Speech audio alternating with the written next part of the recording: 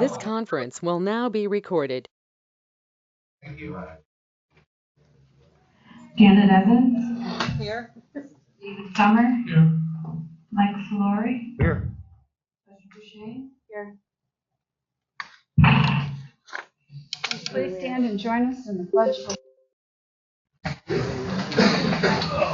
I pledge allegiance to the flag of the United States of America and to the republic for which it stands, one nation, under God, indivisible, with liberty and justice for all.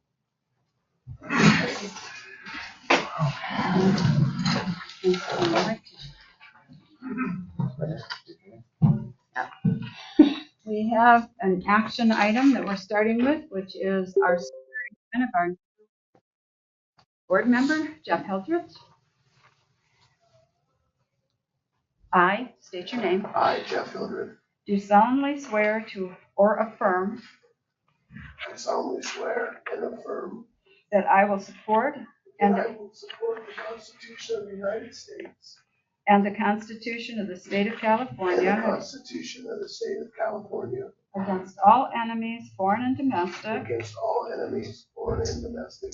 That I will bear true faith and allegiance to the Constitution of the United States and the Constitution of the State of California. I will bear faith to the Constitution of the United States and the State of California. That I take this obligation freely, I take this obligation freely, without any mental reservation without any mental reservation or purpose of evasion, or purpose of evasion, and that I will well and faithfully discharge the duties upon which I am about to enter. and I will faithfully and dutifully Discharge discharge the duties upon which I am about to enter. the duties that I'm about to enter. And have a seat. Have a seat. Join the crowd.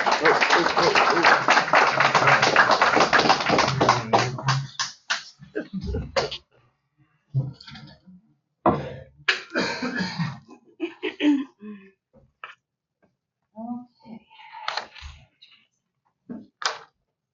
Do we have any public comment on anything that is not on the agenda?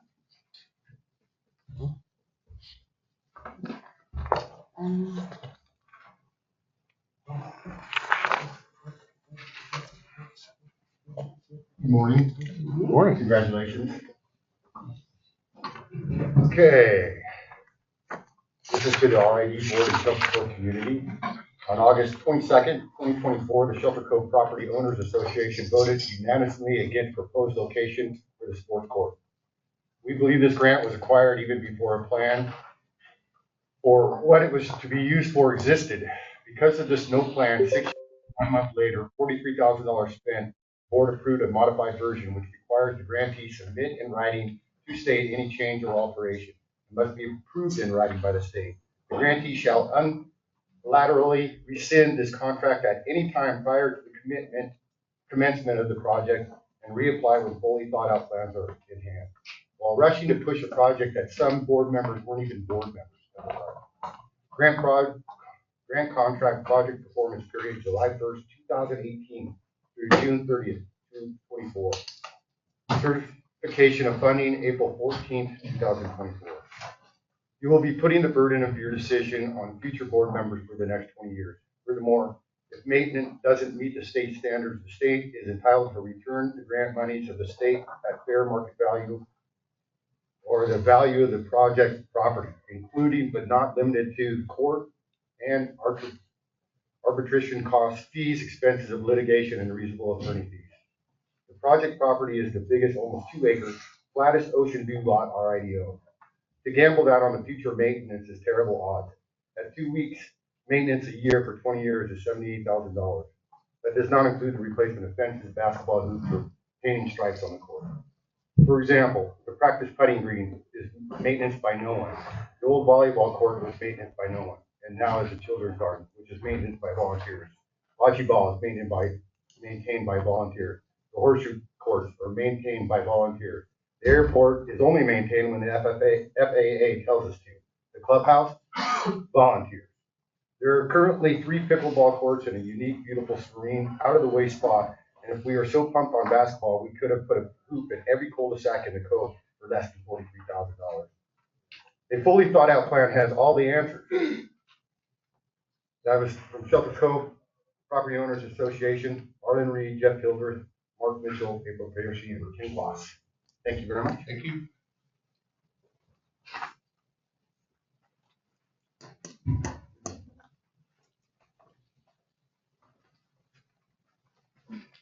Good morning, everybody. Can you hear me okay? Yeah.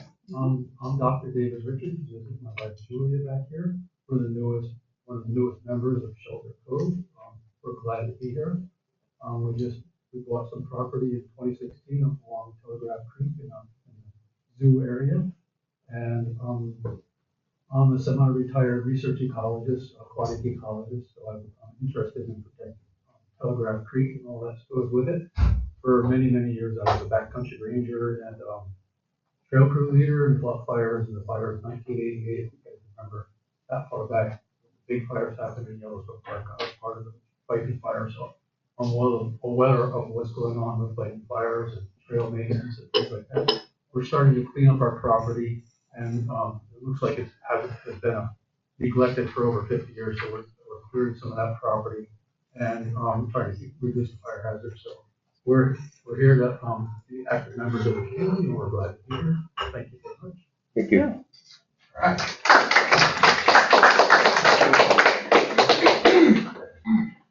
Anyone else?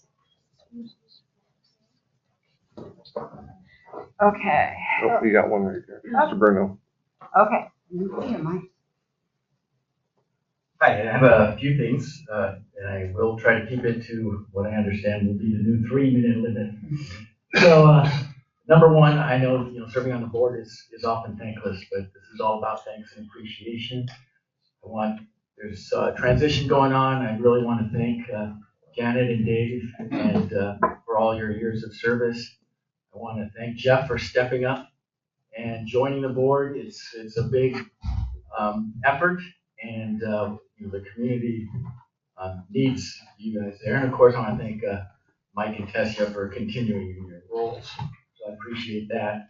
I'm not going to address anything at this meeting regarding the sports court because there's quite a few organizations that are strongly in support of this, but we'll do that maybe next meeting. And then a final thing is I'm not sure if I'm going to make it all the way to the end of this meeting today, but if I don't, I just want to point out that I understand that Wes Bonham is applying, and I think he would make a valuable contribution to the board with his background in law and contract law and administration. So those are my 3 points. Thank you. Thank you. Anyone else? Okay. Move forward to the consent calendar.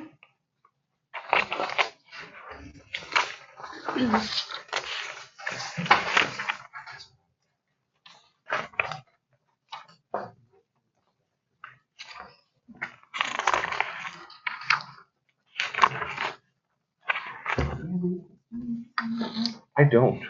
It looks good to me. Let's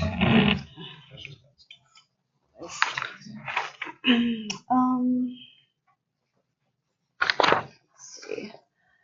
Yes, I would like, just for clarification, with the fire department, Nick, if you could explain how we're handling the money that we're seeing that we're paying out now. It is grant money, but could you explain how that's all going to be, how that works as far as where it's coming from currently?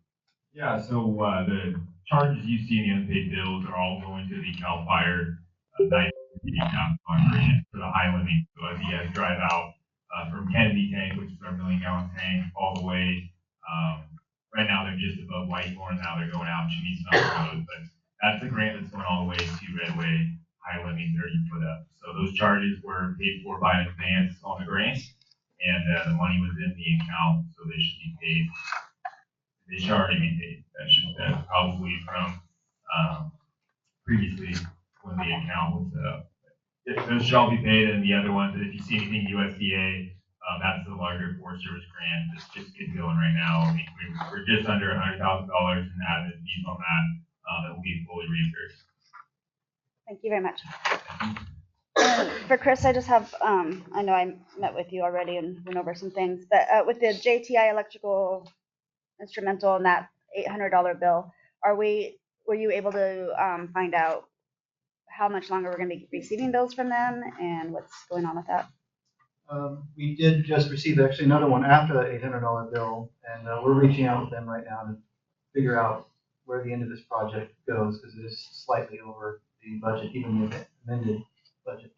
Okay. Thank you. So the report is complete from JTI. It is complete. That's what I thought. Okay. I think that's good. That's all I have for now. I have a question. We have, there's $10,000, almost $11,000 in here for real mowers for the greens. Is that all golf course? Yeah, that's a part for our greens mower. We had to replace that. I think the 3 real mowers, and that pretty much takes up the golf course equipment maintenance budget this year. Expensive items. The last time we replaced that, I remember asking, was 2008 or 2009. So we got some good life out of the old one, so we will budget accordingly. Okay, and then on the daisies bill, it says chemical and airport maintenance. Is it chemicals for the airport maintenance, or is that just chemicals for the water department and then some for the airport and then some airport maintenance in there? That wasn't real clear. Yeah, I think there were also there was chemicals for the wastewater treatment plant in there, the hydrated lime, but the chemicals for the airport was the vinegar solution we used to spray on the weeds, which we did last month. Okay. And then the last thing, we have here the Humboldt County Department of Health and Human Services annual fees. What do we pay them annual fees for? Yeah, that's the hazardous materials handling branch of the Department of Health and Human Services. We have to pay them fees, basically regulating us on our hazardous materials handling. Okay.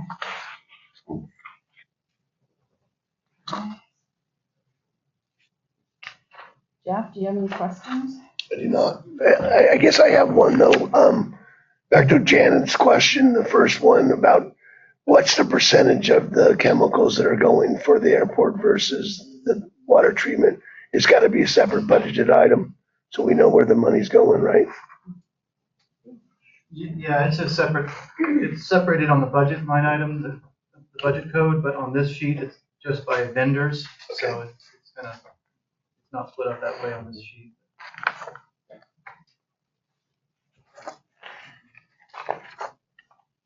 Any public comment on? Things are easy around up.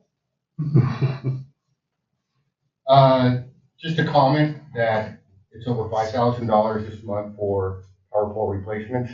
As your future look at what Shelter Cove should be, this is some point that I really like to make is underground power would be something that would be happening with that.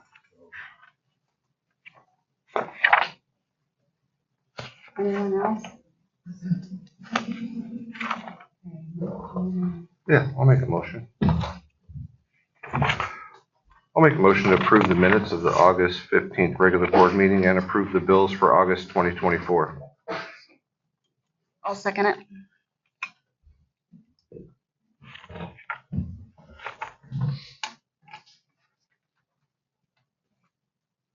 Roll call? Janet Evans, Aye. David Summer, Aye. Mike Solari, Aye. Josh Machines, Aye. John Hilder. Aye. Carried. Moving ahead to correspondence and discussion items. Chris? Yes, the first item here is the Humboldt County correspondence. I did reach out to Lieutenant McCall, Sheriff's Office, but not hear back from him. Christie's right here. Oh, there he is. Well, I didn't hear him. All right, well, here's Lieutenant McCall. I don't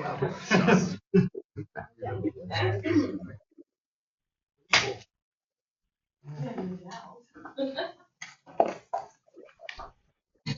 Good morning. I figured he works out of that to hop on to have like a nice day for a drive out to Shelter Cove. So they're come join in person.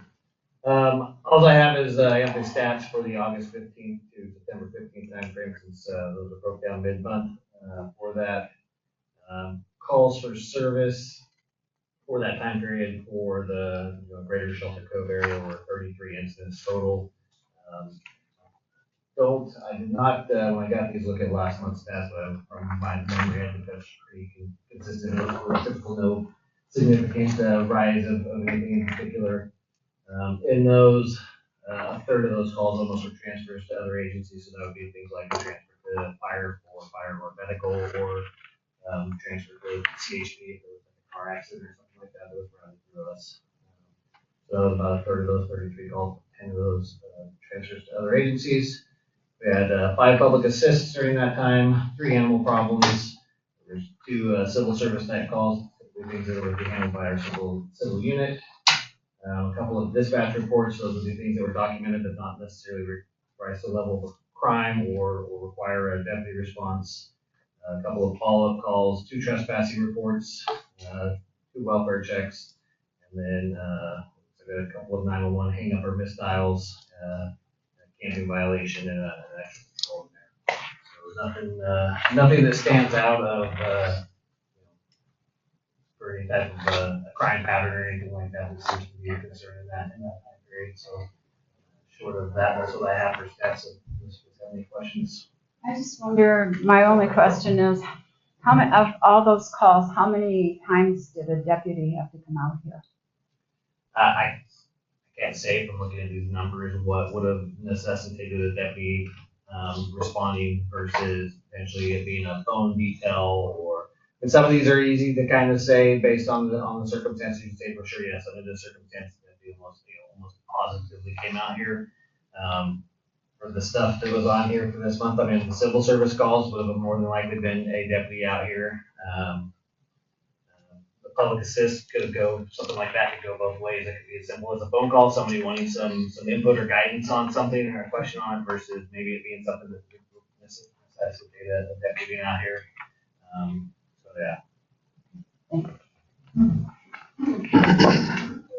When Tom Ullman was here, Shelter Cove was pretty much a different community, better community. Has anything changed that we might get more somebody like Tom or just anybody? I mean, I know that it's one of those positions that the sheriff would probably love to have filled. We just don't have the staffing right now to be able to do that, I think, at this point. I don't know, we'll get there and stuff, but I can follow up with the sheriff on it and see if he has any thoughts on that, but that would be from my knowledge at this point, we just don't have the bodies to be able to do that. Do you happen to have any stats on how often your deputies do come out here on a regular basis? No, I mean, I can pull, it's kind of, some of it's easy to track, sometimes not so necessarily easy to track. If they're logging a patrol check, let's just say they're out here not related to a call. Pulling calls for service, we can get kind of an idea. Even then, depending again, because the call originated out here, then you kind of have to get down there and break down through each call to determine, okay, was this something that was, a low-level thing that was handled over the phone versus a deputy being out here? If they're logging a patrol check or something like that, then it's logged in that out here. But if, let's say they, got called out to, Shanice Mountain Road at the intersection there, and they're like, hey, I'm already this far and I got done doing whatever they're doing, I'm gonna drive out to Shelter Cove and do a lap around. If that doesn't get logged in as a specific control check, it's not necessarily gonna be reflected. So kind of try and look at stats or those types of records to see if we can get a kind of an idea of that. We definitely try and encourage the deputies when they, have the ability to think about it doing it, to get that stuff logged. I also know sometimes out here with the service, trying to log, sometimes our connections aren't as great here as they are in a lot of other spots in the county, so sometimes if it's one of those things where they think about that, they're not trying to bug dispatch with it, and they try to put that in, it doesn't necessarily always connect and go through, so it's not as easy to track as it might be with some of the other areas. So I have one final question. Is there any way that we could get one of your old patrol cars and park it even in the fire department so it looks like we have a police presence? Yeah, sheriff's office doesn't own the cars. So the county motor pool owns those cars, and basically once they're done with service, they get sent back to them because we actually pay the sheriff's office pays the county motor pool to have those vehicles. And even ones that are due to be cycled out, if we determine there is a need for them, we still have to pay for those. So I don't know the likelihood of it doesn't mean out here, but it's not a bad idea. It would show police presence, whether it's someone's in it or not. I mean, one thing I will add to, and I don't know, as our sheriff citizens on patrol program. Years ago, it was pretty stout, I think, with volunteers, and just over the years, it's kind of those numbers have dwindled. That is something we're looking at now that's trying to kind of revitalize and reinvigorate that program. So, we used to have that type of a volunteer program in Garberville. I think it's been a long time since we've had anybody down there. I know before my time of being working down in the Garberville area before I ever promoted, and now being obviously in charge of patrol and operations for that. So that is something that hopefully as we push through that, if we have people between whether they're in Shelter Cove or Garberville or anywhere in the southern Humboldt area that would be potentially interested in doing that, and has the time to volunteer those, a few hours a day, once a week or every other week, that's another tool we can use to probably help and try and just get some extra eyes rolling around out here. It's not that they're going to be out here obviously taking enforcement action per se, but it's always good to have that just rolling around those extra set of eyes, making those laps easy. Thank you. I actually have a question too, Yes. Lieutenant Cole. Yes. I'm just curious, sometimes we see CHP vehicles out here. How does the sheriff's office, is there any coordination there with CHP? Do you know when they're out here or what they're out here for or what? Yes and no. It just depends on the nature of what CHP is doing out here. So if they get a cell phone call for a vehicle off the roadway type thing,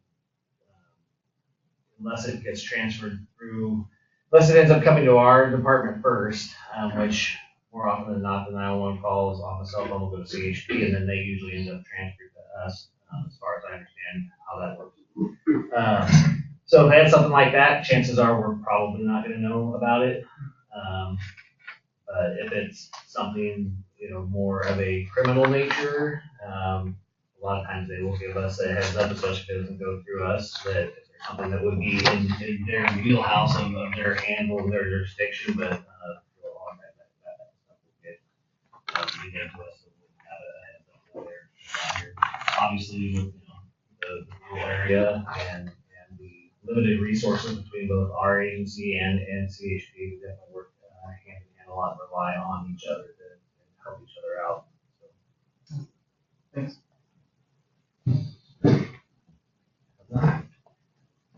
Thank you. Thank you. Okay, and we also have a couple of representatives from the Humboldt County Public Works Department online, and Sean Quincy would like to hear about our Humboldt County roads. I think.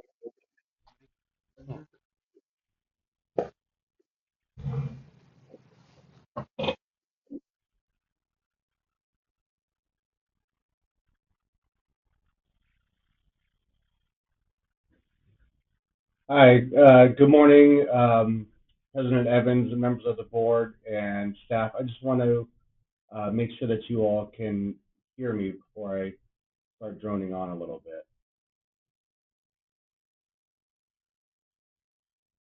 that good? Okay.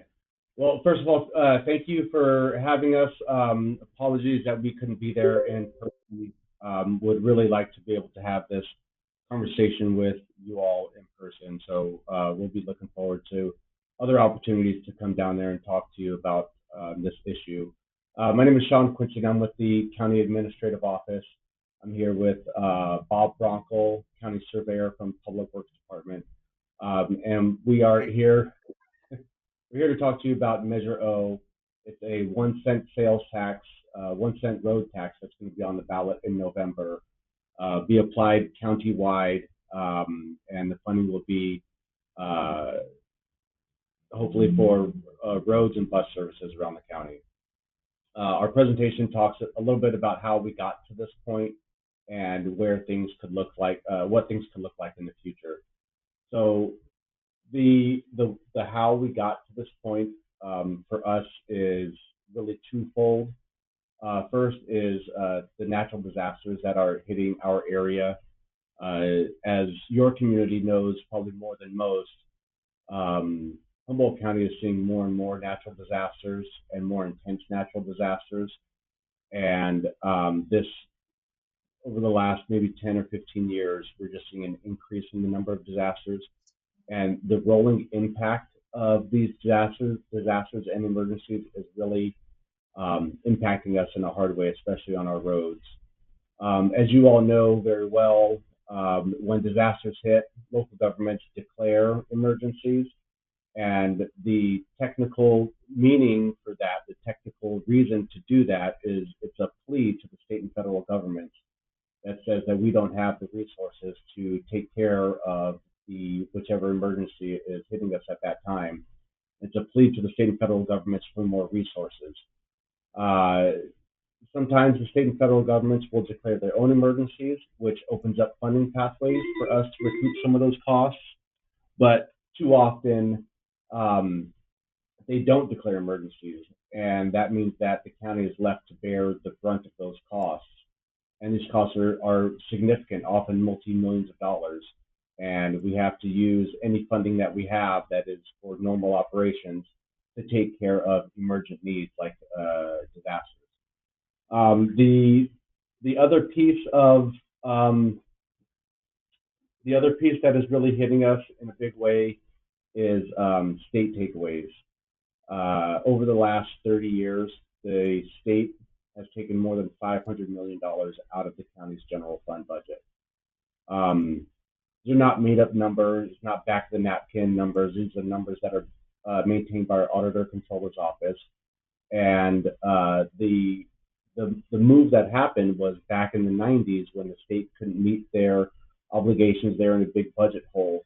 They reallocated our local property taxes so that a higher proportion of our local property taxes go to pay for state obligations. And that's money that's rerouted from the general fund. We keep track of this number every year.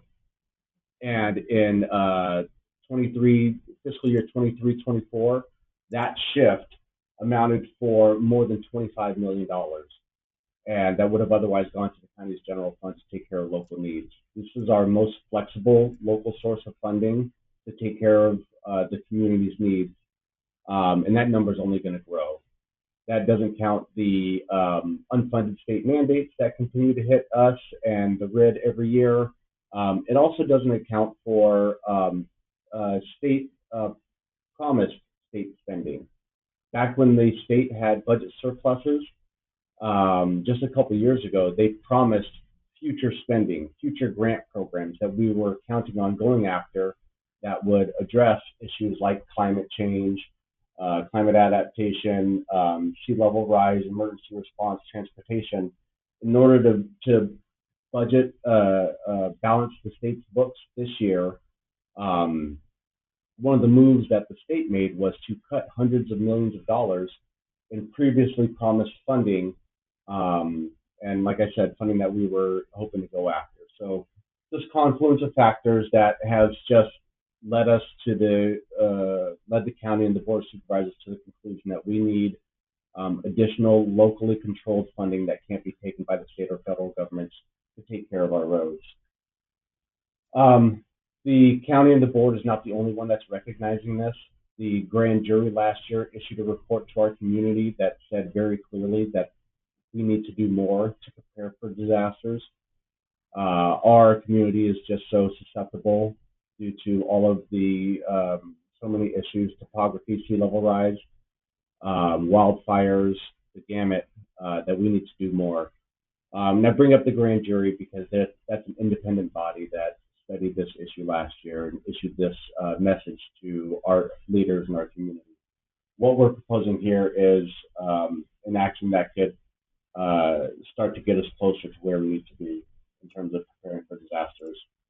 If I can leave this group with one message, it's just that the county believes that we're in a new era now where we feel like natural disasters are an everyday part of life in Humboldt County, whereas in the past, these emergencies would happen every couple of years, especially big ones.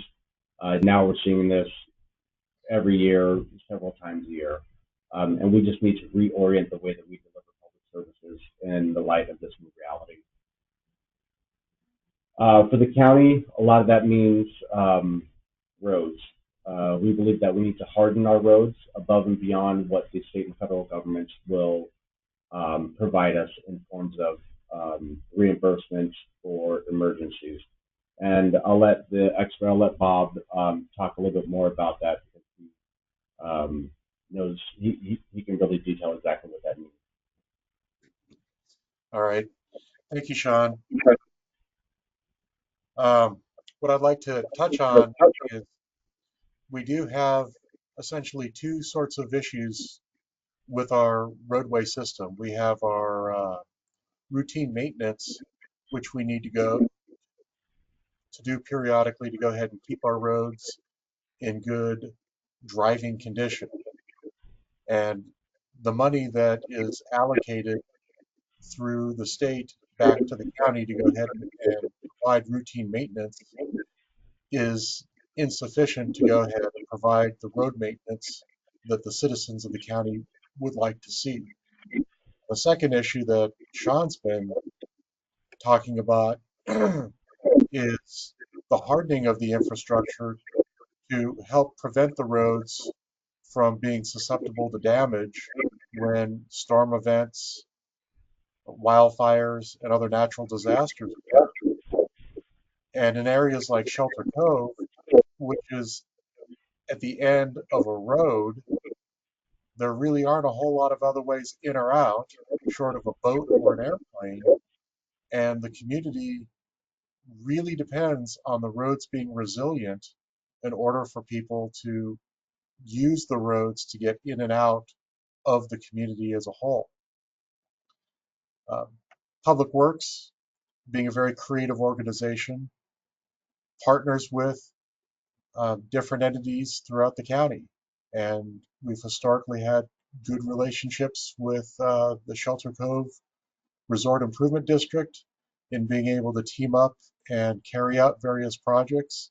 I know a few years back, we did some extensive heavy fuel reduction projects jointly.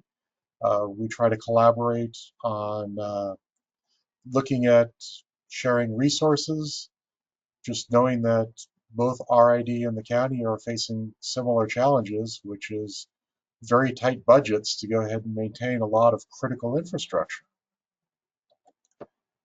So with that, I think we're on to our slide here dealing with state reimbursements. This applies to the storm damage that occurs on our road system.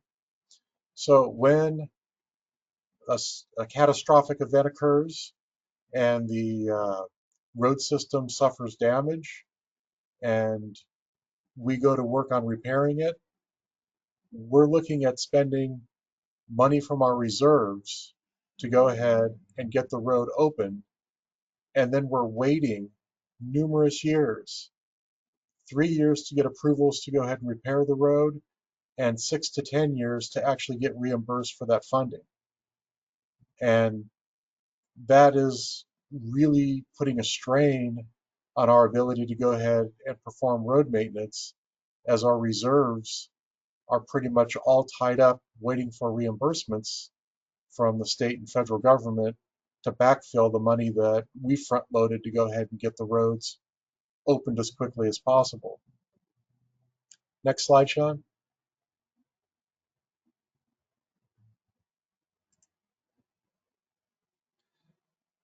Shelter Cove Road. This should look familiar to you guys. This was a very significant slip out that almost took the entire road out, and we were able to go ahead and get it repaired. Next slide.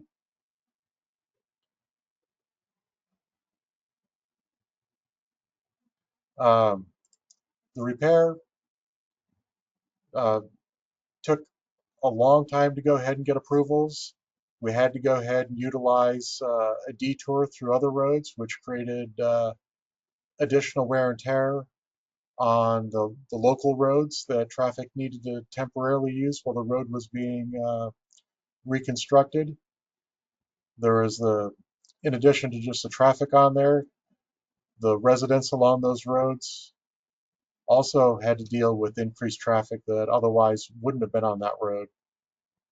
But we were able to go ahead and get the road repaired, and it opened. And this is, again, one of those projects where there's a significant amount of cash outlay that was front loaded by the county, and we're waiting on reimbursements from the state and federal government to make us whole for this repair. Next slide.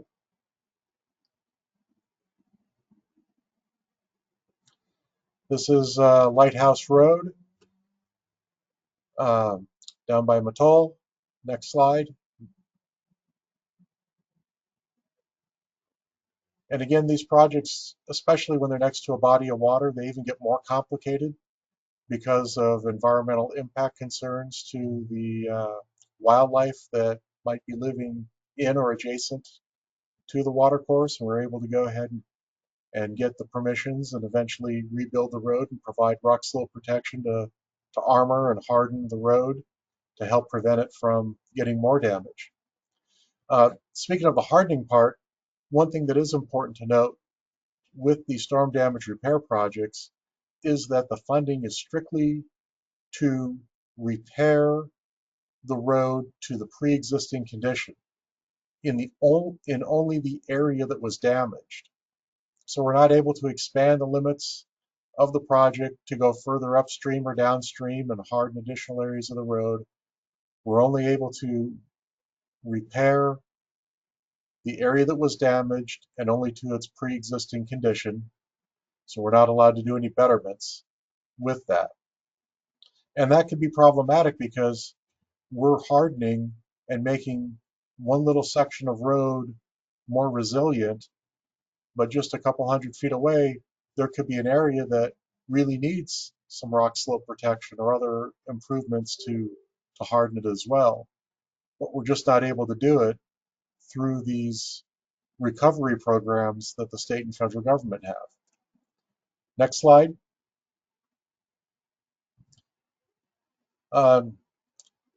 Another storm damage site, and you can see that these projects get more complex when there's underground utilities in the way. You can see that we got a culvert that was damaged. There's telephone infrastructure, electrical infrastructure that has all been damaged as a result of the road slipping out here. Next slide. And there's our finalized repair. Next slide.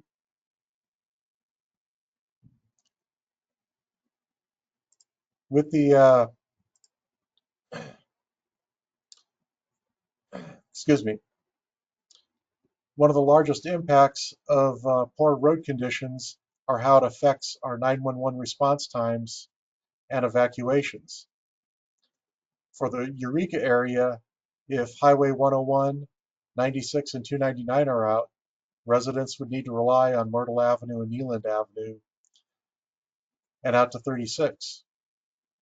Down in Shelter Cove, if Shelter Cove Road gets taken out, depending upon where it is, you may be isolated and just have to rely on the airport or boats to go ahead and get out of the community.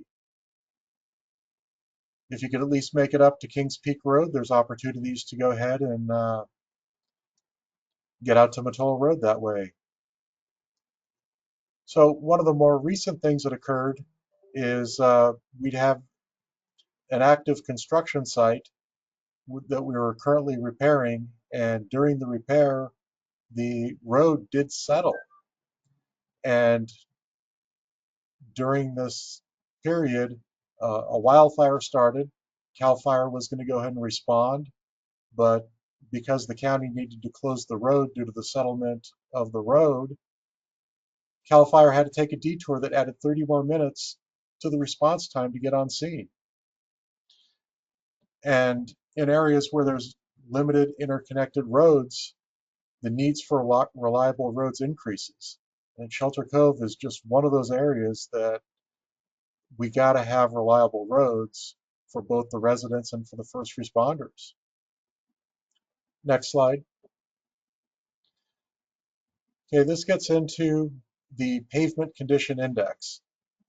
One of the things that all the counties and cities in the state do is they rate the condition of the road using a uniform system for rating the roads.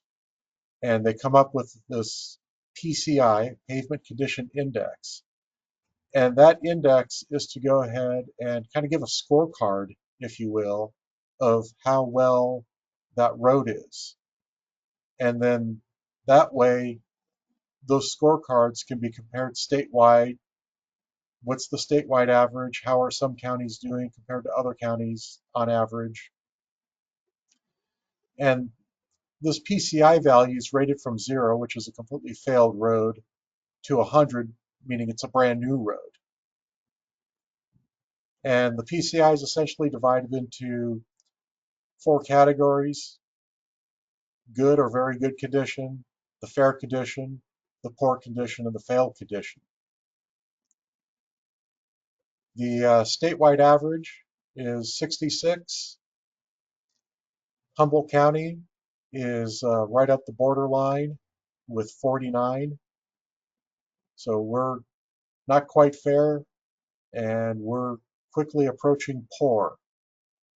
And you can kind of get the breakdown of how Humboldt County fares compared to the rest of the state. The more wealthier counties, 6 of them, have very good roads. 44 of the counties have fair roads, and 8 of the counties, the poorer counties, which includes Humboldt, have poor condition roads.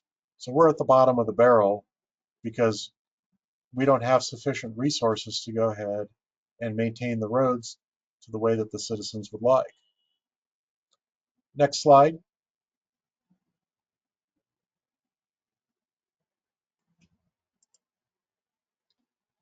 So this is going to take us through some examples of what a PCI for a given road looks like. And we have urban samples compared to rural samples, just to give you a taste of what the PCI index means. So these are new roads. Notice there's no cracks, no potholes. And as you start going down the line, you start seeing longitudinal cracks and lateral cracks in the road. Keep going.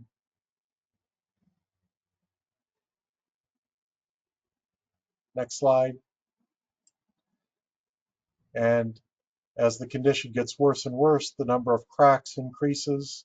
You start seeing a condition known as alligatoring. So if you look on the picture on the right, on the left side, bottom left side of that picture, you start seeing what looks like a bunch of little cobbles where the cracking has occurred. That kind of resembles the back of an alligator, so they call that alligator cracking. Next slide. And eventually, the road gets to the point where it completely fails. I think we're not quite to that slide yet.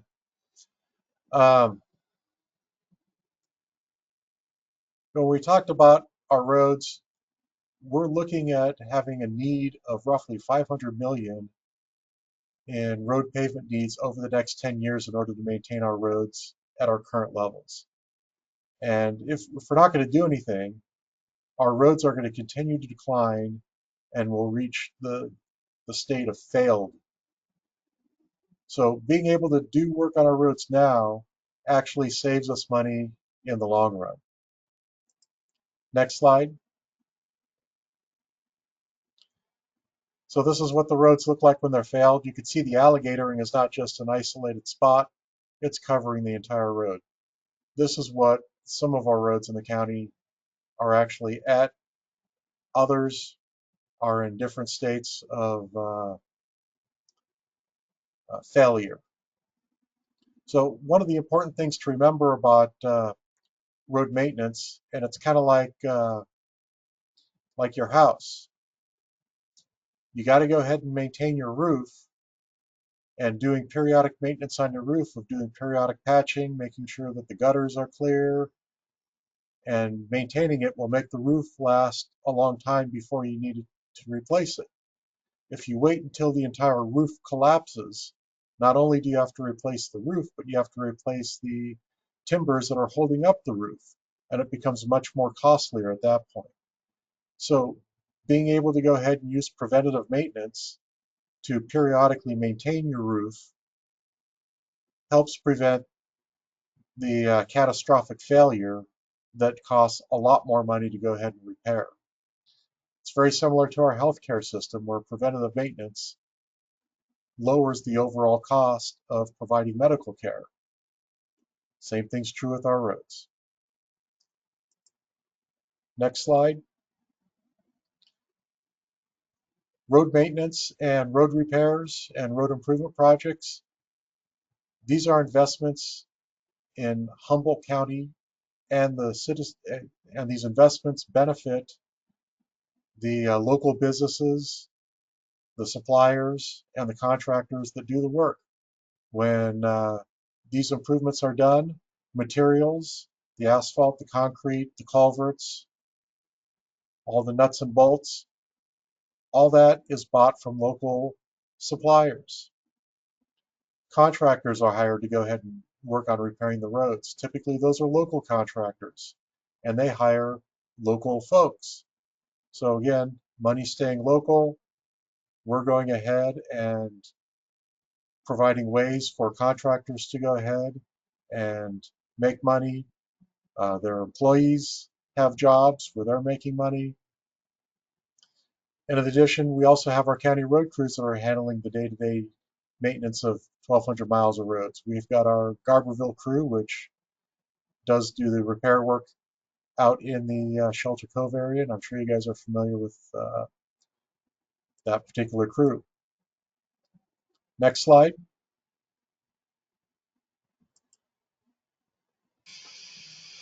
Yeah, I can go ahead and take over from here, Bob.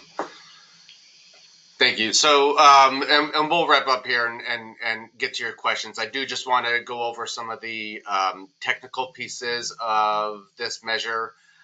We did some polling on this measure this summer. The board was also considering putting this measure on the ballot back in March, and we did some polling back then too, just to get a sense of the community, whether the community would even want this. And what we know from that research is that the community, whatever we do with a measure like this, the community wants to make sure that it creates local jobs, it fixes the road system, and it also allows us to leverage additional funding from the state and federal governments that we can't do right now because we're spending all of our maintenance money on emergency repairs like Bob detailed. And so we believe the measure that we put forth, or that we're putting onto the ballot, hits a lot of those marks. We also know that the community is concerned, wants to make sure that whatever we do will protect us from state budget woes. The money cannot be taken by the state. This measure, if it's approved by voters, could only be taken away by voters.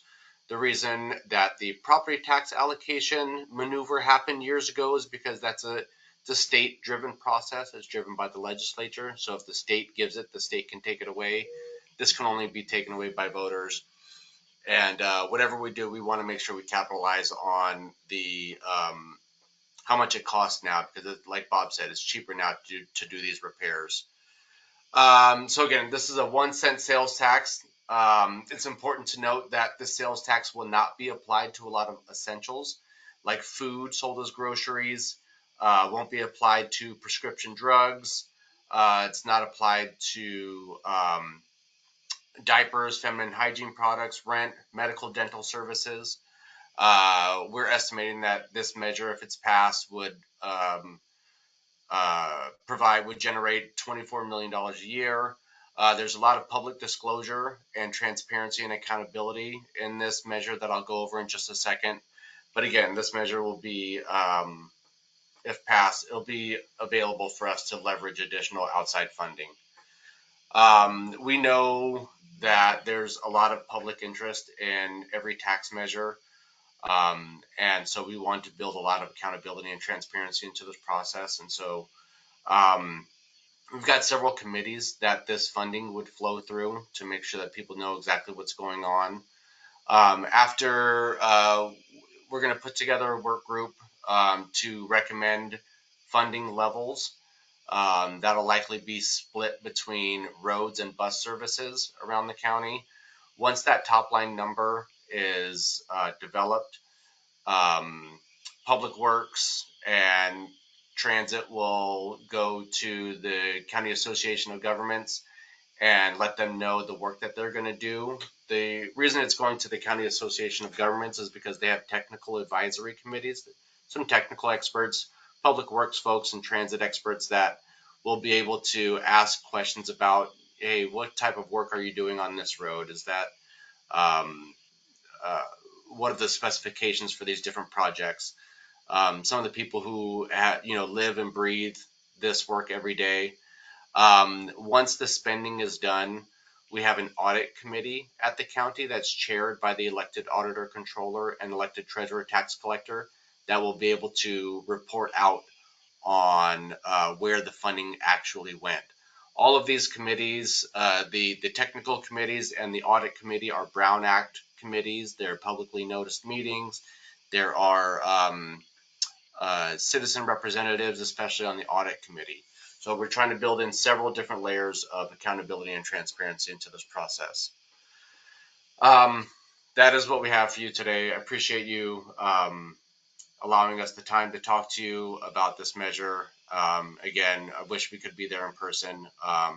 We would welcome any other opportunities, though, to come down there and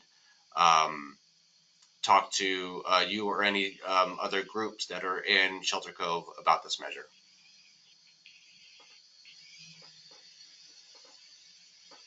And with that, if you have any questions, I'd love to answer. Yeah, we have some questions. So, yeah, thank you. Yeah, what percentage of this tax is going to go to county roads versus transit? So that's yet to be determined. This is a general tax. So we did not put, we're not allowed to put percentages into the measure. If it's passed, we'll develop a working group that is made up of Public Works, Transit, and the Board of Supervisors, and possibly some other members from the community to develop that overall recommendation. What I will say is that Transit has an unmet transit needs report that they produce periodically, and the most recent unmet transit need report detailed a need of $2.7 million per year for transit needs around the community. Okay, so in these tough economic times, trying to get something like this passed, I think if you came across with a percentage or a number, people will need their roads repaired. Obviously, you're going to have a tough sell on this if you're just going to group it into one thing and not have any specifics. Oh well.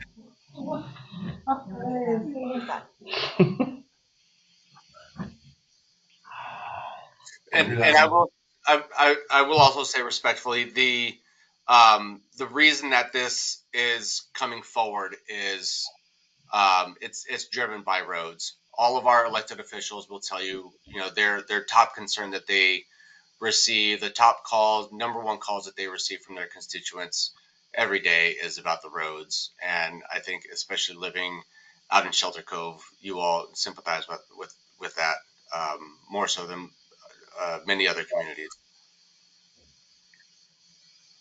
That's all I got. I got a question. I have a question. Out of that percentage or that you can't have, how much of it's going to come to Southern Humboldt? We always seem to be a little bit more neglected down here. No, Tom, you're muted. I mean, Bob, you're muted. Sorry. All right, this is something I could go ahead and speak to. Um, Public Works has invested in a pavement management software called Street Saver. And what we've done is through our pavement management consultant, we've gone ahead and analyzed and inventoried all the roads within the county maintained system, and they're put into this special pavement management software. And the way the software operates is that you're able to go ahead and give it a budget, an annual budget, and then what the software is able to do is to look at the entire roadway network and provide recommendations for the best bang for the buck of how to go ahead and spend an allocated budget on improving the system. So what this does is it's using a scientific approach combined with an economic interest of making sure that the money goes as far as it can to go ahead and spread that money out system-wide. This way, places like Shelter Cove will be seeing roads getting fixed. Places up in Orleans will see roads getting fixed. Places out in Dinsmore, out in Oric, all throughout the county. So it's just not going to go ahead and focus on making recommendations in the greater Eureka area or McKinleyville area or even the greater Humboldt Bay area. This is looking at it system-wide, taking the politics out of it, and putting the money where it needs to go to give us the best bang for the buck for the roads. And again, this is using that preventative maintenance technique like is used in the medical profession, where you got to spend money on things that haven't completely failed in order to prevent them from failing, because it makes more economic sense to go ahead and do that than have everything fail where it costs even more money to go ahead and repair them at that point. So are you saying that the priority of the system is based on the software? So it doesn't matter where in the county the roads are going to be taken care of first? Meaning, I don't know the conditions of our road as far as a priority wise from Southern Humboldt to the greater Eureka area. Correct. The software doesn't have anything broken down by supervisoral district or anything to factor in something like this. This is simply dealing with the condition of the road and the different types of treatments that we do on roads based upon their condition. Roads that are in better shape, oftentimes they're going to get a treatment called a slurry seal or a chip seal. Then the next condition of the roads is typically an overlay that we're seeing, and that's getting costlier. And then once the roads fail, we're into full reconstruction, which is the most expensive type treatment for the road. So we have these programmatic type treatments that are applied to the road based upon the condition of the road, so that we can work on going ahead and fixing them and improving them and making the entire roadway network better. It's going to be a long, slow process, but providing the money for it will ultimately show dividends to the citizens of the county, where all the roads will be improved as time goes on.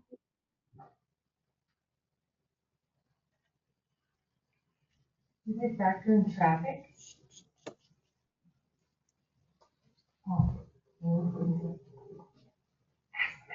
Tasha, Dave, do you have any questions for him before we go to public? Um, this is Tesha on the RID board. Don't really have a question. I think it's more just of a comment and an observation that really what we have been witnessing out here in the Cove is a lack of quality control and oversight on the work that is done on our roads when it is performed, and also just the lack of maintenance for the culverts, which has led to the more with some of those slides that you showed with the losing of Shelter Cove Road, and I think it was Lindley Loop. There were culverts that just hadn't been maintained in many years. So is there a way to ensure that there's going to be some quality control oversight on this? I guess that is a question. Yes. Before I get to the quality control, I do want to go ahead and point out the culverts, because that is kind of a perfect storm that has affected the county. We had back-to-back significant storm events. You had the 55 storm, you had the 64 storm, and those storms pretty much wiped out just about every culvert everywhere. So the last time culverts were repaired or replaced was back in the mid-60s. And culverts typically have a 50 to 60 year lifespan with them. So what we're seeing is this perfect storm of the entire roadway network of culverts, all essentially aging out at roughly the same time. And we just simply don't have the funding to replace all the culverts simultaneously. This sort of funding here will allow us to go ahead and get those culverts replaced as a road maintenance project sooner rather than later. That way we're not having the issues of culverts blowing out and creating bigger road failures. So those are the sorts of things that we are able to go ahead and get programmed into the system. But I did want to make sure that people are aware that it's kind of a perfect storm, so to speak, no pun intended, where the 64 flood wiped everything out and all this infrastructure is of the same age. In an ideal world, as roads are built over time, your infrastructure is all aging at different rates. So you're not essentially forced with everything coming to the end of its useful life all at one point in time. The next thing I want to touch on is the overall quality control for projects.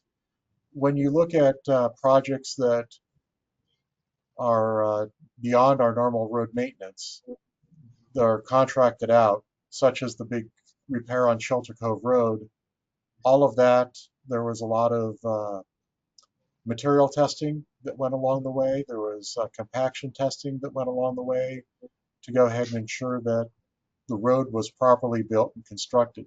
That's the typical type of oversight that is done when you have a contracted type project. So things are done to ensure that it is properly built. A lot of times when we have a minor storm damage site and the road crews are out there doing an emergency opening to get the road open, they're focused on just getting the road passable, and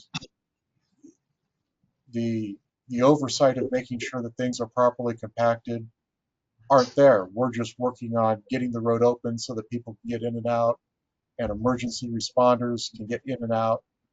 So that's kind of the difference between just getting the road open for people to use versus a contracted type repair where there are tighter controls to ensure that all the work is being done in a manner where it's not going to go ahead and immediately fail.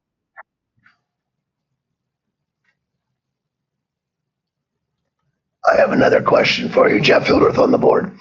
Back to your software. One of our biggest tourism industries are motorcycles. And we've had some work done on Shelter Cove Road where it's like a loose gravel. Does your software system take into account what the basic needs are for the constituents of the road? The treatment type that you're referring to is our chip seal. And oftentimes with chip seals, it does create a little bit of loose gravel on the road. And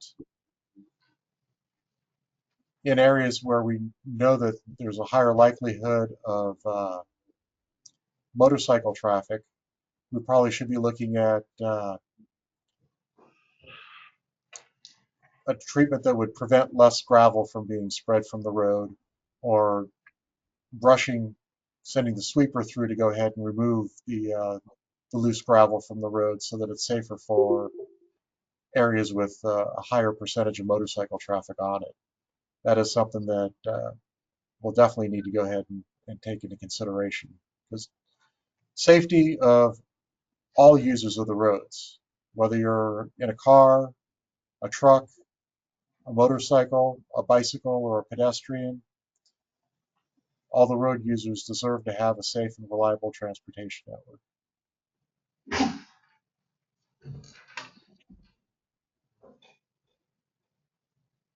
We can do public comment, questions? Public comment, or do you have a question? I have a question. Okay. My question is, we pay higher prices in gasoline than any other county, and we have the worst roads. When you go to Trinity County, you can totally tell where the boundary's at. Your bumpy road to a smooth road. Here on Shamish Mountain Road, going to our local school, same thing. We're on a dirt road until we get to Mendocino, and it turns into a paved road. And the quality control, you say it's going to make a lot of jobs. I say get people from Mendocino or Trinity County to do it.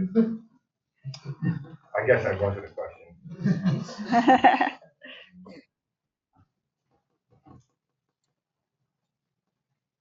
I just have two clarifications that I want to make. The first is from your original budget, it said that the tax would bring in approximately $24 million annually for the county. And I was curious because it was a little more spaced out. You had also said that the transportation aspect of that budget would be somewhere in the ballpark of $2.7 million, or at least that was the report from the previous transportation report. I wanted to get a little more clarification. Yeah, so you're right. The County Association of Governments puts out an unmet transit needs report periodically. I believe it's annually. It might be every 3 years, but the most recent version said that that need is $2.7 million. So we can't predetermine in this type of tax measure how much would go to each service, but as a potential signal. The need that they're claiming, you're saying, though, is $2.7 million from the $24 million of tax. Yes, correct. That's what Okay. That's what the unmet need is in that report. Wonderful. And then the second thing that I wanted to clarify was the software for the road maintenance. It was a little unclear, but it sounded like the maintenance would, the money would go towards areas of most need first. Is that correct? It's the software Street Saver, and it's not applying a worst first fix. It's applying a systematic approach that involves preventative maintenance as well as fixing some of the worst roads. Gotcha. If you spend all your money on worst first, you're allowing other roads to dip down into more expensive repair categories. So it's a system-wide approach to effectively spend money where the outcome is getting the most bang for the buck out of the road budget you have for a given year. That way we can prevent more roads from falling into the fail category. All right, I believe you answered my question. Thank you. And if I could just add on to that just a bit, with the 24 million that this measure is expected to generate, that does not account for any additional funding that this would leverage. A lot of the funding that Public Works would pursue is 4-to-1 funding. So you put down $1 million, you get an additional 4. So $1 million could leverage $5 million total. That type of leveraging. So the $24 million would be ideally a baseline where we would start from.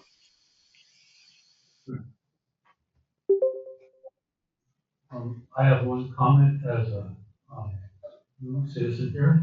I grew up outside Yellowstone National Park in southwest Montana by West Yellowstone, and I lived in Moab, Utah for many years.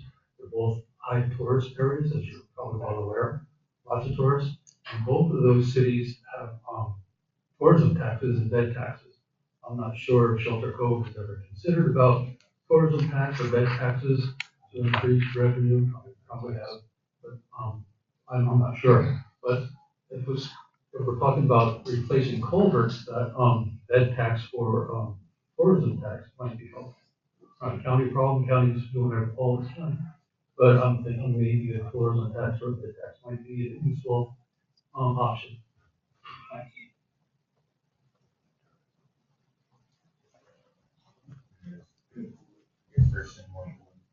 Anyone else? Yeah, so I have a quick comment on this. Last year, the year before, we received over 2.5 feet of snow. Whale Gulch received 3 feet of snow on the way out. My crew spent 18 hours cutting our way out of our community into other communities.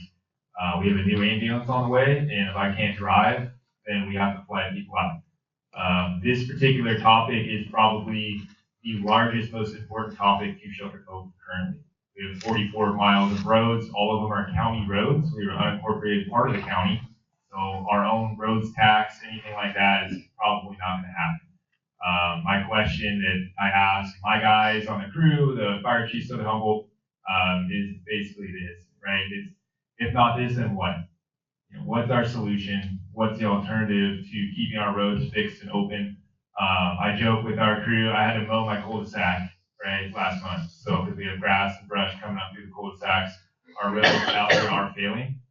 We had at the time, our new fire engine hit a pothole from a failed culvert and snapped the coolant return line and knocked a $400,000 engine out of service going to a chimney fire. We had to fly 2 patients out with the Coast Guard during the storms last year because we couldn't drive our ambulance out to get to Whitehorn to get to the hospital. So unless we're going to buy a helicopter for the fire department, we need to really focus on the state of our roads and the access of our roads. Shelter Cove is not going to get a hospital. We're probably not going to get a clinic anytime soon. As far as public safety goes, my access to the community is our number one priority, and we see that failing. Telegraph Creek got a lot of good work last year, but there was a while there where we were barely able to make it into the zoo. Puma Road was closed, the slide on Telegraph Creek, the bridge was just barely big enough for a fire truck. I foresee this happening a lot more, as they stated in the PowerPoint. Last year, we had 3 slides that were emergency repairs to be able to get back to Garberville, and that's where our hospital is at. The 2 patients that we flew, one was we would have flown anyway, the other one would not have been a life flight, and the life flight copter denied the mission, and we had to justify to the Coast Guard to fly out here. One of the concerns they had were they don't have de-icing equipment on their helicopter, and it was a snowstorm. So there was stuff that I haven't seen in my career that is coming up more regularly that we need to stay ahead of. One of the asks for the RID, the public, and the board, we need to go to the county meetings. I was up there for a Measure T Fire Department meeting, and the community of Mitchell showed up in force, and they were awarded $1 million to fix a portion of Mitchell Road. These guys are doing what they can. It's their job to advocate for their programs. However, it's our job to advocate for our community. And while the software does give them recommended roads to fix, the funding for specific roads can come from our local supervisors. So there are other options here. I've heard a bunch about the sports court. I've heard a bunch about the golf course, community center. I hear very little about our roads, and it's one of the things that is we are at the whim of the county on that because we are incorporated. So as the fire department, as the chief, your guys is basically emergency manager. It is one of the big things that we have to do that I don't have grants. I have high limit grants because the brush and the trees were hanging down and hitting our fire engine. So we're trying to work on that, getting that limbed up. But as far as the asphalt and the roadway goes, there's not much I can do for that besides advocating for measures like this. I don't want to pay more taxes. I'm anti-tax to a degree. But our public infrastructure, there's no Hail Mary coming from the federal government. And that's very up in the air right now with what's going on with the elections. So looking at, if this isn't the answer, then we need to come up with some other plan that's going to be in our lifetime to help with some of these roads. Because I do see them failing across. If you guys go up into some of the areas that haven't been driven, you guys go up to Blue Ridge, we're borderline gravel roads that were paved, right? I don't know the answer if it would be better off that way. But we are seeing that, and also it's going to affect our infrastructure. If we want to go underground power, the roads, and that's going to be a big issue with that. We have water pipes that the roads failing is affecting our water mains. We still have one water main that's a temporary fix off Telegraph Creek because the creek and the roadway split out and took out our water main. So that goes hand in hand with what the mission on the RID is, because a lot of our infrastructure is buried under the roads out here. So we really need to put time and emphasis into this problem. That's all I got on that. One more. This might be completely off subject, but I don't know if there's a process to try to turn the Shelter Cove Road into a state funded or a state highway. If we were taken off Highway 1 because it was inaccessible, is there a process that county roads can apply for state highwayship, or is that even a thing? I think when you look at a road like Shelter Cove Road and perhaps Matoll Road, both those roads are serving federal lands. So the question then is, how does our legislative board go ahead and successfully lobby state and federal governments to take on additional responsibilities for road maintenance? The normal course of federal and state government is what I like to refer to as a cram down. They do things and they cram down their requirements onto local governments. And then we have to figure out how to go ahead and do more with less. It's very rare that you see a cram up where a local agency is able to go ahead and shove something back up the pipeline where the state or federal government needs to go ahead and maintain it. But I think when you look at things like Shelter Cove Road that is serving the King Range, Matoll Road, which is also serving federal lands out there at the other end of the King Range, those roads clearly should be maintained by the state or the federal government. And it's just getting that lobbying effort together to go ahead and make something like that happen. And it's going to be a huge uphill battle to go ahead and try to make something like that happen, but it doesn't mean that it can't happen. It just takes the citizenry, their act of voting, and the will of the legislature to keep promoting this, that, hey, these are things that need to be done. It's Jeff Hildreth again, RID board. Then the process should be started, because right off the bat, you're saving the Humboldt County a tremendous amount of money that's going to increase your budget for all other roads.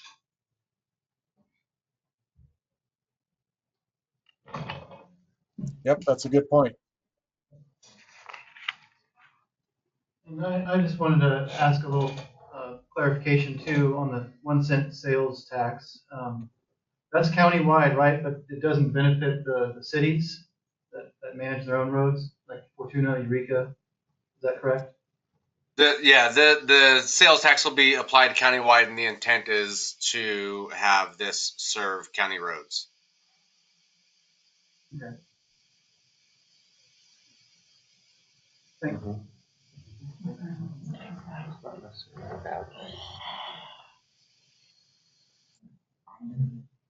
Further questions, then? Yeah, Chris. Okay, I guess there are no further questions. Thank you very much for your presentation. We appreciate that. Great. Thank you again for having us. Please feel free to reach out if you have any questions. We have some information up on our website too if you are looking for some more information. Thank you again, all. Thank you. Bye-bye. What is that website? It was, what about it? The county. Yeah, it's okay. Yeah, Humboldt County Public Works. It also, it was roads911.com for that particular information.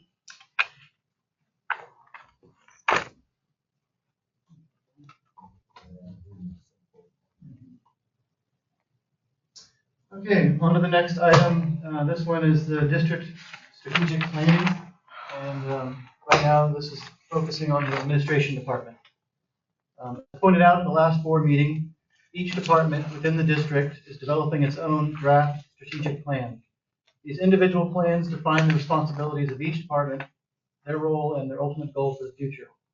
When combined all together, these individual draft plans will form a blueprint for the entire district. The focus of this discussion item today is the draft plan for the administration department. I'm not going to read it or go over all of it, but it is attached to the board packet.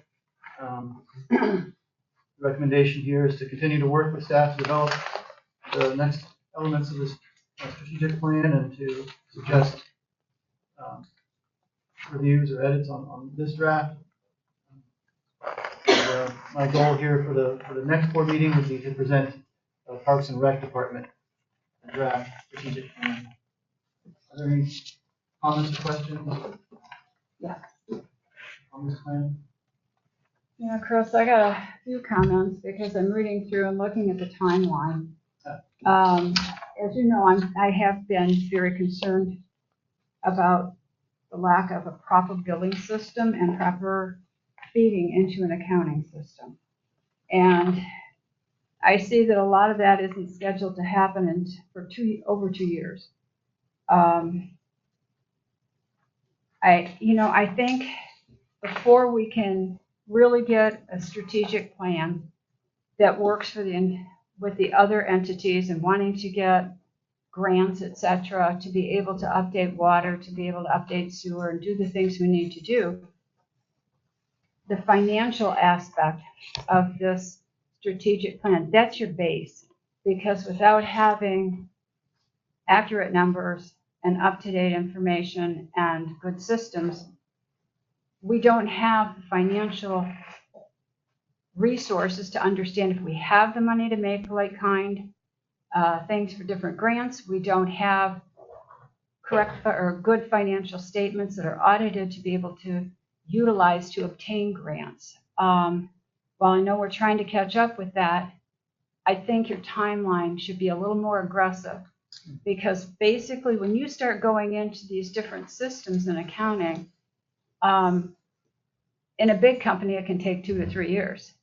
In a smaller company, it could take us over a year to get a good system that works together, that's bringing things in, that's into the accounting software, to your book of record, which is where everything should be feeding. And right now we aren't. Right now, as you know, I was kind of upset because we aren't feeding all these different things into the book of record. I just think that I had a bunch of questions, but I'm not going to go through them and delay everybody here with a bunch of accounting speak. But I think you need to look at more aggressively getting this going earlier rather than later, so that we have good accounting that not only can we budget for and get in the black, but so that we know what we can do going forward with the other departments. I honestly think your admin section has to be your base, because it funds and takes care of everything else. It all feeds off of that. Yeah, thank you. Yeah, and I admit the timeline component of this plan is very arbitrary. I was throwing dates out there, but some of the stuff actually is already underway or even accomplished. And they were just sort of like goals, or, let's have it done, but then if you can get it done quicker, but, and then trying to prioritize the order of how it gets done. So, but yeah, I can definitely modify the timeline. Anything else? I agree with Jen, everything she's saying about the timeline. And it can take a long time to do a project like this. Even if you get canned software, where all of the software comes in one package, it takes time to learn how it all interacts. It takes time for people to learn this is how we're doing things. So I agree we should move it up. But also I did a little bit of surface looking at systems to do these things. And I think modern software right now, there are packages that would handle all of this by themselves. It wouldn't be a separate piece of software for accounting and separate for work order or billing. They're all one thing. I think that's the direction we need to look on where to go. I'm gonna take it one step further. I totally agree with what Jan's saying. I think this is a great blueprint, roadmap. But I think that it also has to be more aggressive, but we also need to get the other departments going on theirs right now. After having conversations with both Frank and John, we have priorities that need to be accomplished, and it should be part of that roadmap now. Why wait? To kind of speak to that, Jeff, this is just the very, very beginning of the discussion of the strategic plan. We will be holding strategic plan meetings where we'll be getting more in depth and be able to really identify what needs to be in here. This is all just the draft, the surface, so to speak. I know you're the next. You're also currently working with the water department, water and wastewater treatment plant coming up with their part of the strategic plan, what you're going to be bringing into the board, as well as the electrical department. So just to let you know that that is happening. But for all of that to happen, we do need to get our financials and the way we are, our accountability more user-friendly, more in-depth. And so that should, in my opinion, should be a priority even above all the other, so that we can go for these bigger grants that we're going to need, that's necessary for our larger infrastructure, to meet our larger infrastructure needs coming up. So I don't have a lot to add else other than what Jan and Dave have said. And just I just like to remind the public that now is a really important time to be paying attention to how the district is operating, and be a part and really pay attention to the strategic plan talks. And when we do start holding those public meetings for the strategic plan, to show up and be a part of the process. One more thing. This, I think, is a really good start. It really is. But and the reason it's first is because it's foundational. Everything else we do will depend on this being right. I mean, we can do all those things in parallel, but this is the main part. So.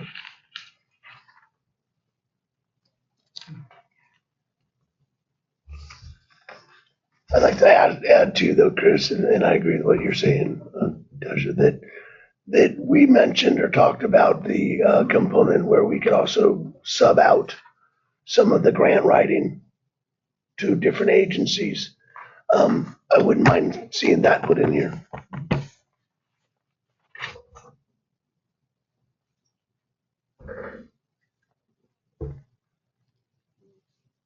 Yes.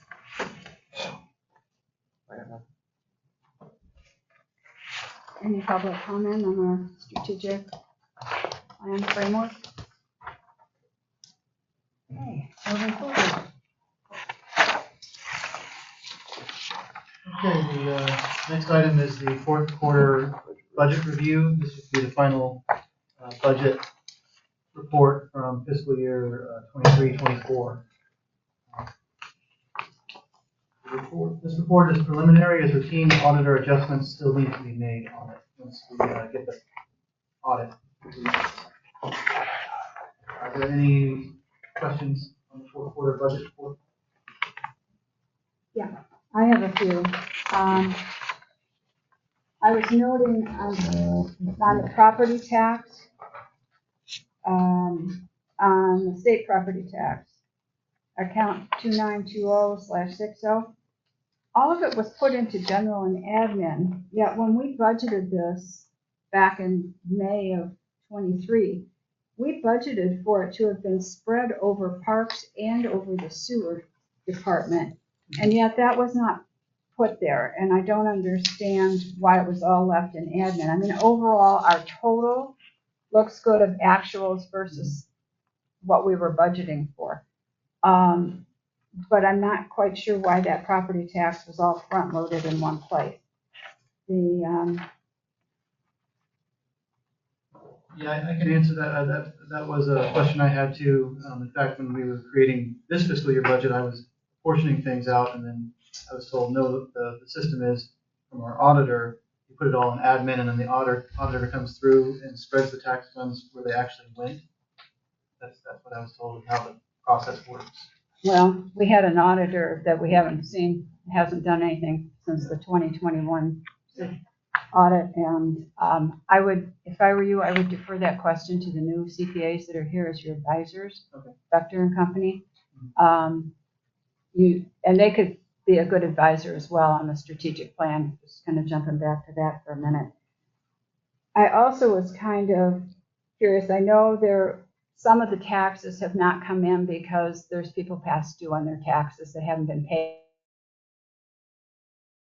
Curious as to why the fire department was missing more of those taxes than other departments, because it should all come in. If somebody's past due, they're paying like their property tax and some other things, but not paying their fire tax. That's just something that, to look at or to flag for the auditor, because that just seems very strange to me that the fire tax is a definite tax that has to go to fire, but it's on a regular tax bill. So, it's just kind of curious to me that it was a lot less coming in for fire than for the other areas.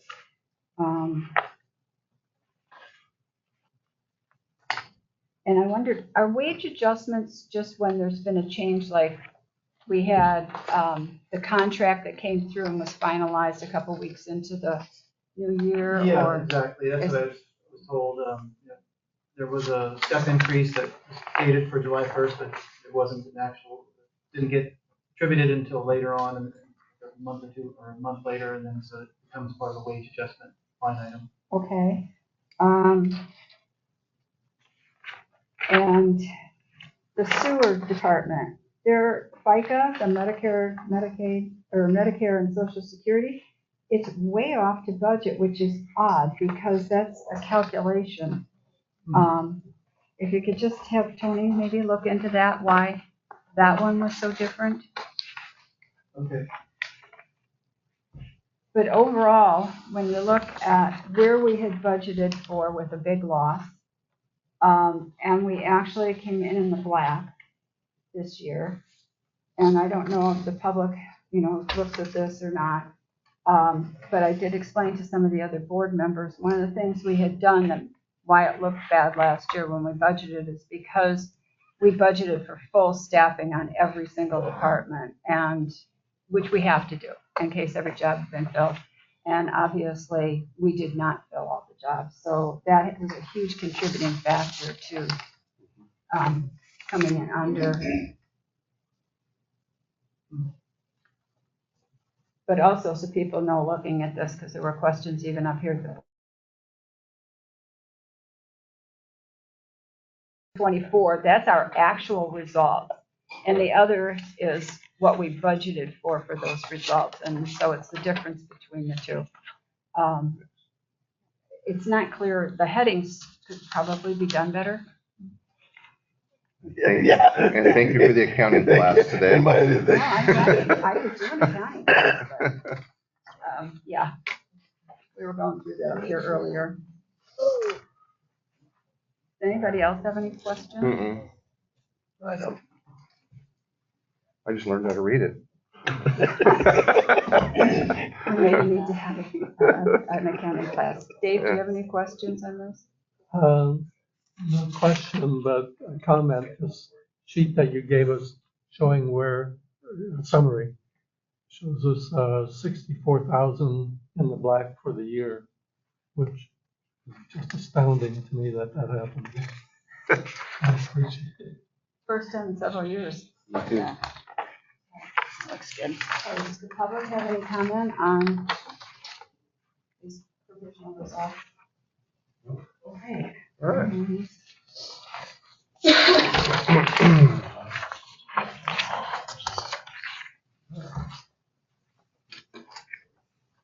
All right. Director's reports. I know I have a report on basically, I worked a little bit with Chris and Jessica regarding the past due accounts that were being removed from the billing spreadsheet and are being turned over for collection. Spent quite a bit of time on the analysis of Q4 results, which also I spent time with Director Shane. Tesha and I sat down so I could show her what I look at and how I analyze something such as that document. It's important, I think, that, you know, and if other board members want some training on that, I'm willing to do it, because I think going forward, I'm not going to be here after another month or so.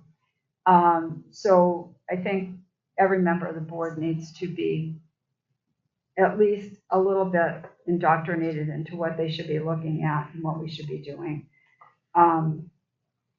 I spent time reviewing our billing system, which is an Excel spreadsheet, and I answered some questions for staff from the new audit firm and reviewed staff answers on the frog questionnaire, which is something that it comes to you from a good auditor that is planning their pre-work for our audit. So it's exciting to know that all that's moving forward, and the audits should probably, if they're to that point where they're sending out their questionnaires, they're doing the pre-work, and we should be getting going on something as important as that soon. Any other director with? I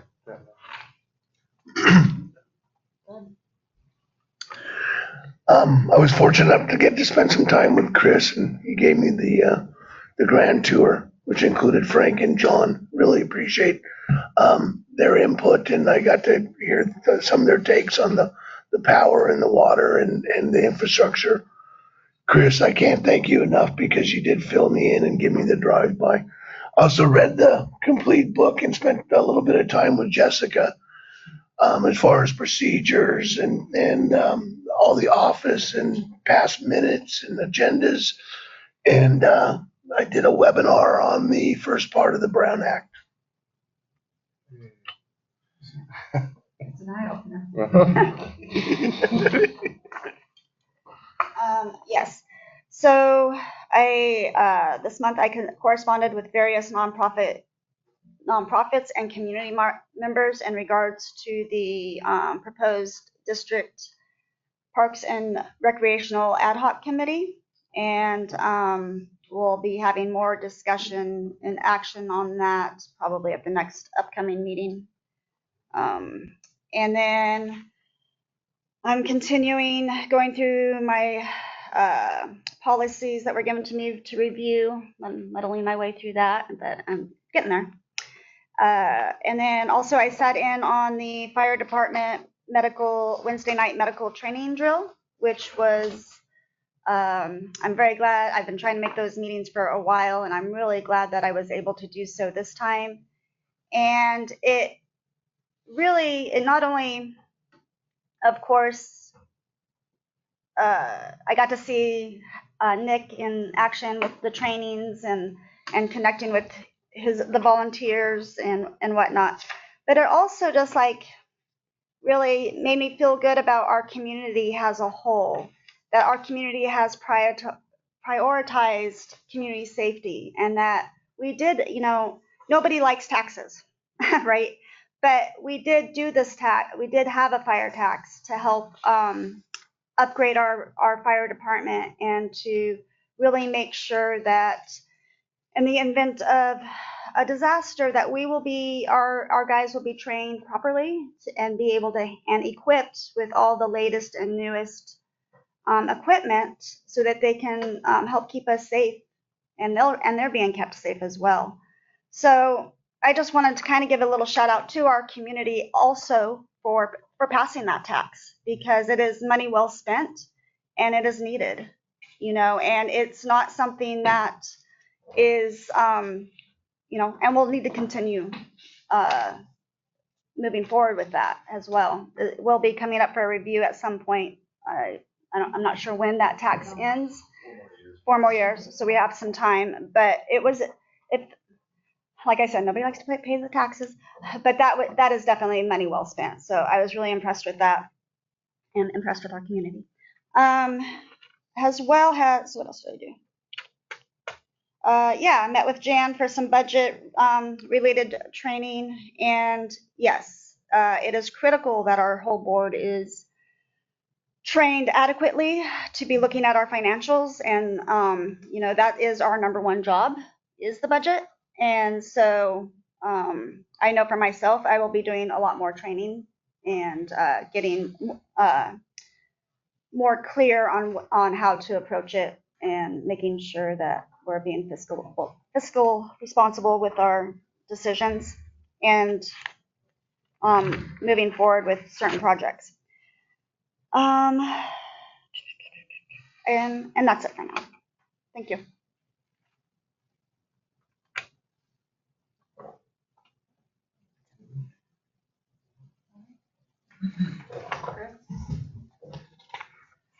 Okay, I'll move on to the staff, general manager activities here. I'll hit the highlights of what we did here in the last month, August. One thing I did, I met with staff and fish drilling at the Lot W site on Willow Glen Road to discuss the future progress on that grant-funded well site improvements project there. And I think, a couple weeks, we're going to do a pump drawdown test on it, sample it, and hopefully all the results are good. We'll be plumbing it into our system.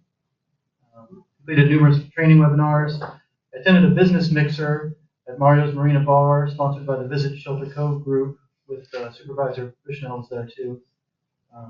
Worked with legal support on drafting an easement encroachment agreement as a result of previous board meetings and the question of encroachment on our easements. Worked on the strategic plan, researched public alert software companies and systems. In fact, everyone's bill will include a flyer to update their contact info that we can use for alerting people for power outages or emergencies and whatnot. Review job applications for the distribution and repair foreman and general laborer positions. I signed a contract with the Collection Bureau of America to begin the process of sending them closed delinquent accounts. Created an RID Facebook page for public notifications. I apologize, I only put the notice out for this meeting this morning. I forgot about that. Met with representatives of the library and the play group to discuss potential changes in the clubhouse, including maybe relocating the children's nook. However, that has been nixed. And actually, there is a small nook now in the library with an internet access computer at it. So announcing that. We're going to see how that goes. If it becomes too much bandwidth usage, we might have to pull it, but we're going to see how it goes. They have a pretty good standard operating procedure on how they're going to manage that, so the library. And then the front office remodel project was completed, so we're pretty happy about that. Move on to the administration department. All right, a lot of what I worked on has been mentioned by board members and by Chris, but I'll reiterate some of them. Some of the biggest things that we were working on this month is getting together all this information for our year-end audits, working with the CPA, getting them all the information that they need to work on those, and completing multiple questionnaires by our auditor. And those will be two different accounting groups that are doing each section of that, so it's working with two different groups for that. We also had to complete an actual payroll report for our insurance company as part of the insurance renewal process. And we have to do an update to sam.gov. It's a website, it's a federal government system for water management in order to get grants. Let's see, definitely a lot of work moving into here for a temporary office and then moving back into the other office. So there's a lot of setup and moving around files in all of our locations. There was the new appointment of Jeff Hildreth, so I attended the Humboldt County Board of Supervisors meeting via Zoom to make sure there was no questions or issues with that. And then also attended the swearing in by Michelle Bushnell for that. And let's see, what else did we do? Well, I guess getting all the materials ready for Jeff, to get him situated into his seat, including doing a policy manual, and getting him set up with our training programs. And there was also the review of all the new applicants for the open positions. I think that covers most of our activities for last month. Thanks. Water, wastewater? For this last month, we've had a couple of issues. One of our meters went out and our headworks calibrated. So we pulled it, sent it back into the people who did the calibrations and got that taken care of. We did have one of our variable frequency drives at our wastewater plant fail. The fan blade inside of it decided to blow up on us. So we had to change our clarifiers. Luckily, we had one down for maintenance, and we drained into the other clarifier and was able to mitigate the problem before the VFD completely blew up, and we were able to replace it. To take care of that. And, we're all good now, so that's about all we had last month. Pretty easy.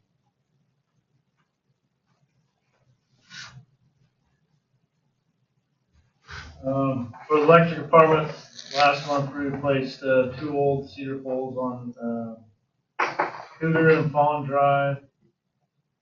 We had 6 total outages on the tie line from PG&E. Generators ran 28 hours and used about 400 gallons of fuel. We upgraded the old fuses and arresters in the zoo area to the new fire safe ones. We did John Tank as well, and part of Ted, and for those fuses. And we did tree trimming on Hillside and Redwood Road. All right, thanks. Nick? As we're coming to the end of our summertime, however, September, October have been historically the worst, most damaging season for wildland fires. The reason we see that in California is because we get very aggressive wind-driven fires this time of year, right? It's fall, the weather patterns are changing, we have storms coming in, and it correlates with the end of the summertime drying of all of our fuels. So, Lower Cove right now, we did a little training burn out here last night for volunteers. We saw that just in an hour how the conditions were changing from hot and dry, crispy grass to totally wet, drippy fog. The higher elevations in Shelter Cove don't see that. It was September with the Finley Creek fire, and 73 that burnt from Telegraph Ridge, Edwardsburg area, all the way to Shelter Cove in a 24-hour period, but really, from what I've heard, it was more like a 12-hour period. So we do have the history of large, quickly damaging fires. We're still on alert this time of year.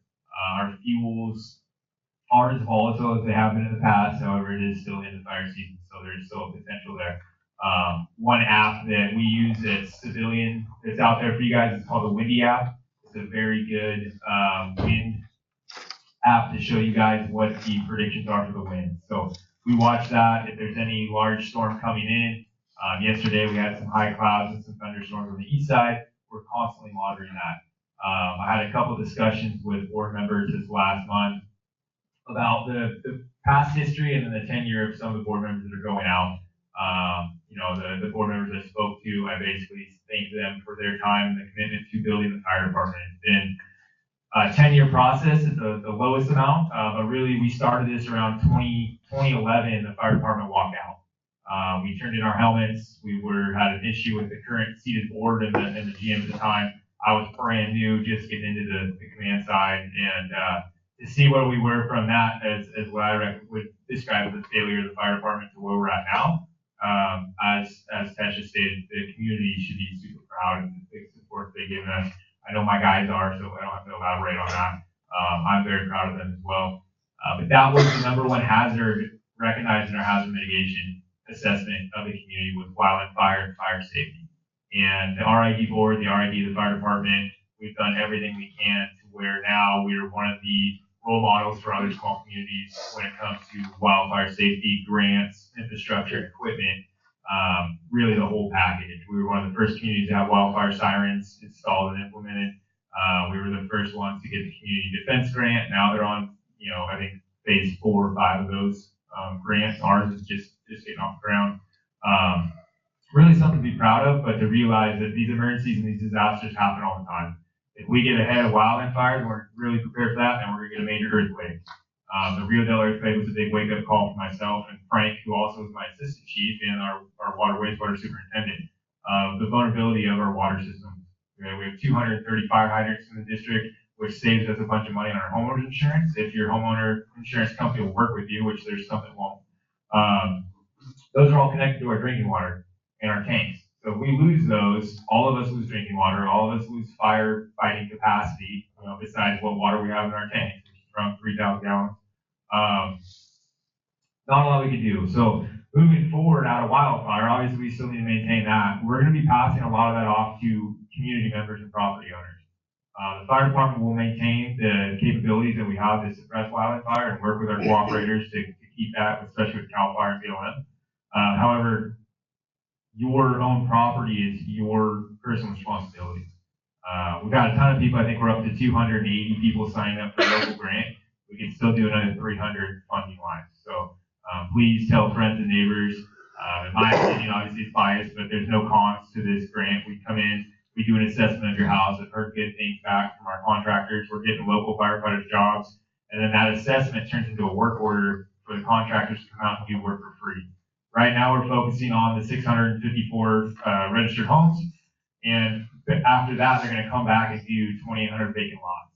So we're trying to get the houses safe first, so I can work and my firefighters can work safely to save homes. If God forbid we have a fire this year or next year, and then we're going to come back and get that next door neighbor's lot that you haven't seen in 30 years, right? So we thought of that already. It is going to take time. We need some patience. I've had some conversations with people, and rightly so. They're wary on where our data is going from the assessments. There's no data being sold or used. It's all just me, the contractor coordinator, which is Trees Foundation, who's another group of volunteer firefighters and local volunteer departments, and the contractor. So it's all in-house. Nothing's going to CAL FIRE. Nothing's going to the insurance companies.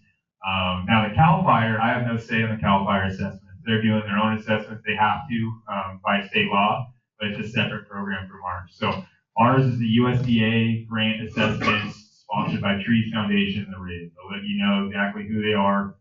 The CAL FIRE assessors that are coming out are in a CAL FIRE truck. It's a totally separate program. So I wanted to clarify that.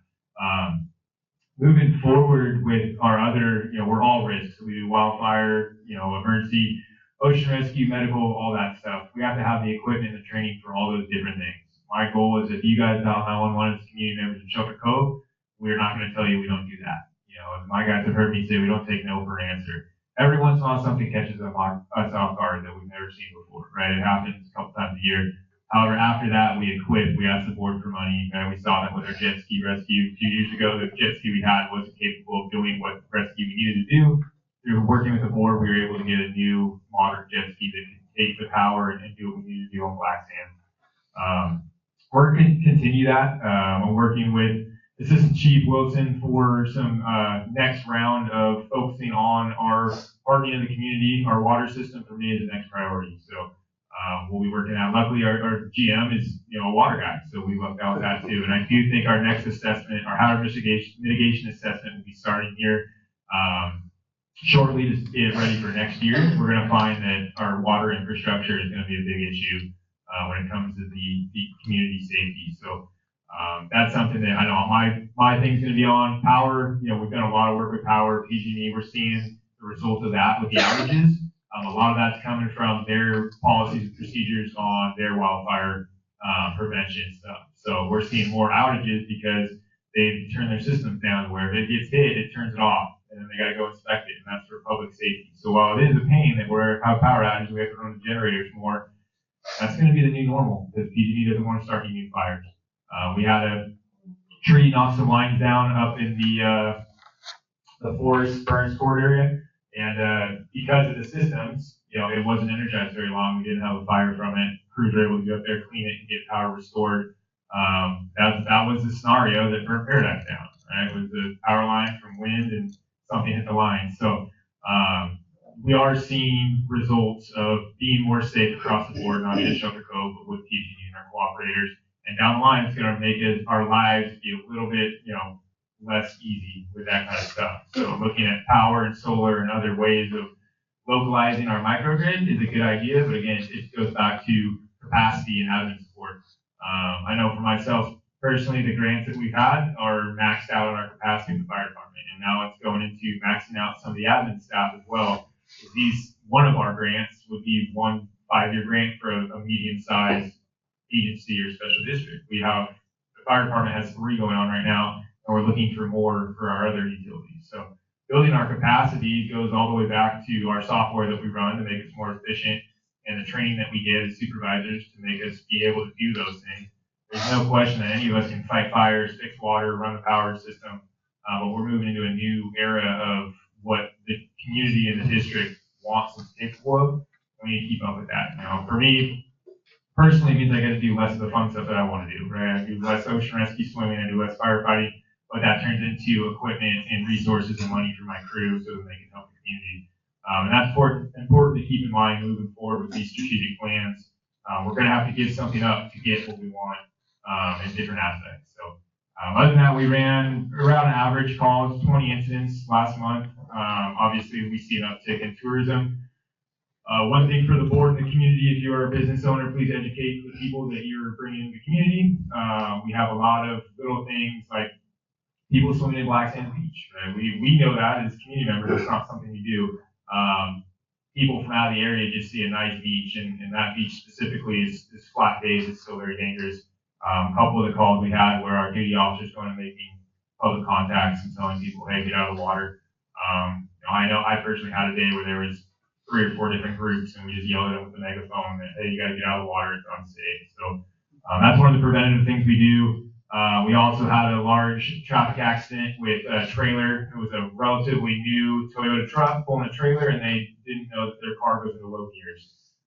And they burned their brakes out and crashed, right? For people that live out here, it's a funny thing, but for somebody that's not used to driving the mountains, they don't know, right? And very fortunate, nobody got hurt, but we did traffic control for I think 5.5 hours until we were able to get the tow trucks out and get everything opened up. So our volunteers took care of that. We also had our engine out in Chico, assisting with park fire as part of our County Mutual Aid program. That's a program that I've been trying to build with the guys and gals for 4 years now. Very successful program. We're kind of trying to repay the favor. Shelter Cove historically has gotten a lot of mutual aid help, right? Our fire department was one of the ones asking for help a lot of times. Most of our large fires, including the 2008 fire, we had engines up here from Hollywood, to protect the zoo specifically. We're at the capacity now where we can go send our engine to repay that, make our guys and some of our volunteers some money, make the district some money. Our engine gets paid by OES, and in this case, Orange County, because we have our engines down in Orange County right now. They make all that money, and it goes back into our account to pay for the next fire truck. Because the truck we're sending out is over 10 years old. It's our reserve, and we have 3 other fire trucks out. So for the community, right now we have 25 firefighters on the roster. We sent 4 out, and we sent one of our 4 engines out. So we're still doing pretty good as far as local coverage on that. Finally, one of the exciting things is our building should be up here in the next couple weeks. So for anybody that's done a public coastal emergency building, I would recommend it. There's a lot of hoops you got to jump through. This was a free building funded by the county, Measure C. We got $70,000 for the building itself, and we're going to get over 120 for the engineering and the pad itself. So we tried to save all the money we could. There's no shortcuts we could take with the fire department building. I'm still fighting details as far as the actual permitting process of building and planning, but it's going up, and we're excited to see it. Much needed space for the fire department. So, but these are long term. This is a 3-year project for me. When we first started talking about it, just seeing it go up, and it's just a garage. There's nothing special about it. It's not a $1 million brand new building. We have issues with this building. This is a 1970s building that is going to have to get modernized. I noticed some new cracks in our block wall that separates Chris's office from our fire station, and seismic retrofit and just modernization is something that we got to look at. We have a 1965 district, so this building has been built out from the center out pretty much every way we can go now. So something that we're looking into our planning going into our next 10-year plan. And then anybody that wants to come to the fire station, the doors are open. Any board members, you guys have access to me and my staff, so please come check it out and see what we have going on in your department. Perfect. Thank you. Any questions from the public for any of our supervisors?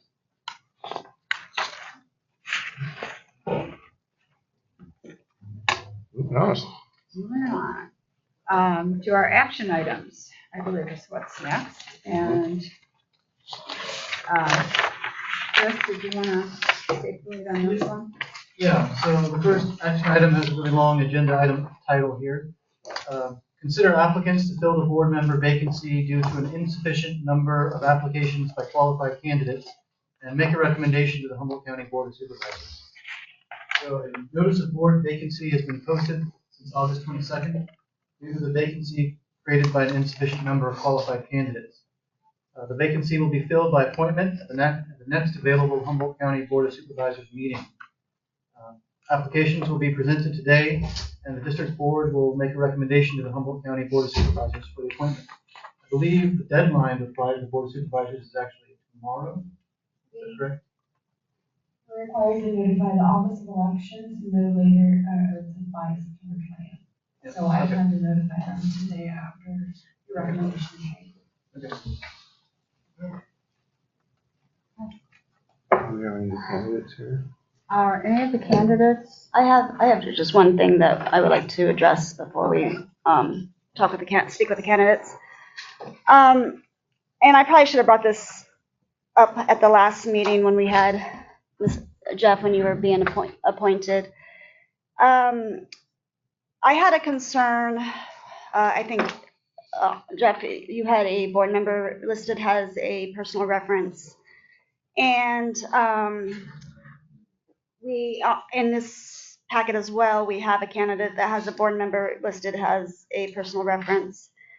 And so I had to, for myself, when I first saw that, it didn't sit right. And I was wondering, I had a question about, and concern about a conflict of interest and public perception on that. So I did reach out to the CSDA, the California Special District Association, to get some feedback and to kind of see, was my concern justified, and is it a conflict of interest? The responses that I received basically stated that while it's not necessarily a conflict of interest right off the bat, it is definitely not a best practice. And it is also, and really the question needs to be asked of the board member who is that public or that personal reference, a specific question before moving forward with the vote. And so, Jeff, I do need to ask you, will you be able to, you are listed as a personal reference for one of the candidates. Will you be able to vote impartially? Yes, I will. I only met him a couple of times, but he was also interviewed for the position of the general manager. So I went to Wesley. and said I think that he'd be a good candidate, but that's the limited impact I have. Yeah, and just so I appreciate that response, Jeff. And just for, I think moving forward and just for the rest of the board members and all of us in the community, we are a very small community and, there are overlaps with different nonprofits and whatnot. But we're also, once we're on the district board, we represent the district, which is the community, but it's the district. And we have to be very careful about having the public perception of it being who on the board to get on the board. And so anyway, that was a very big concern for myself. And so I'm glad to clear that up. And we have a few hundred people here, so it should be pretty easy to get other references besides just who's sitting on the board. That's all. Thank you. I would go further to say that when I mentioned him, I wasn't on the board yet. I do want to say that I was pretty disappointed that we only had 2 people register with the Elections Commission for 3 positions. That was kind of discouraging to me, that people in the community do come here and complain and talk to us about a lot of things, but people don't seem to want to step up. So we are now in the position where the board has been placed in the position of having to appoint new board members for 4-year terms. And to me, that's just disappointing. So with that said, do we have any of the applicants here that want to get up and speak? I'm not the applicant, but I would like to read a statement on being appointed for Wesley Bonheim. Okay. Yeah. Okay.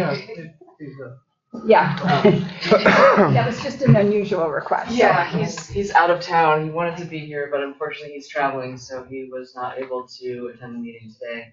My name is Chloe Johnson. I'm his wife, and so here you go. He wrote.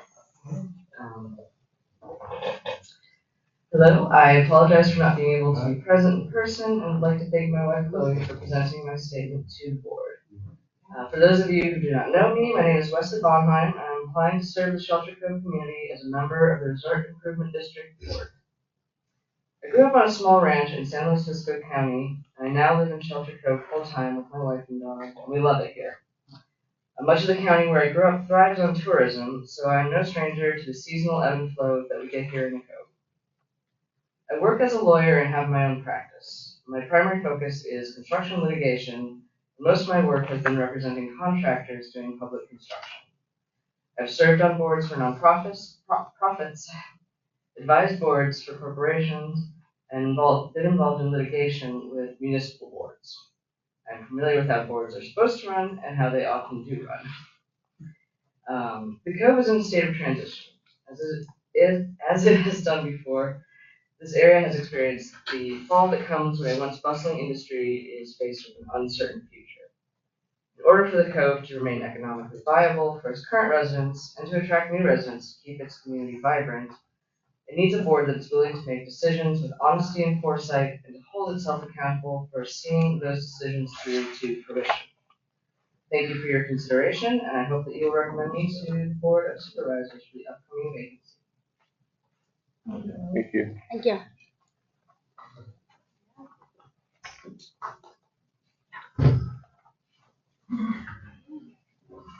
No other.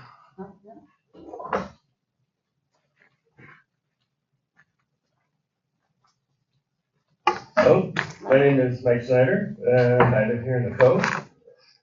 I grew up in Southern California as a military family, and as I was younger, I started a trucking business and was successful at that, and moved to Sacramento and started worked in the HVAC business, air conditioning.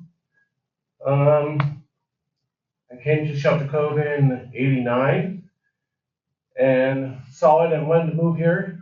And in 2001, I got the chance and bought a piece of property here. And in 2005, I started building my house and really became connected with the community and always wanted to, help as much as I could. I retired about a year ago. And in the last 5 years up here, I was putting in heating, air conditioning in people's houses. I was on a board, homeowners association board in Sacramento, and I helped them go from a deficit every year to a surplus every year. So I know how a board works, and hopefully you'll consider me to be on the board. Thank you. Thank you.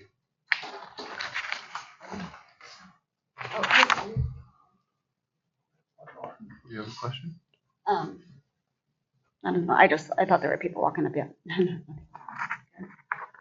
There is someone on the chat who wants to make a public comment. When we're there.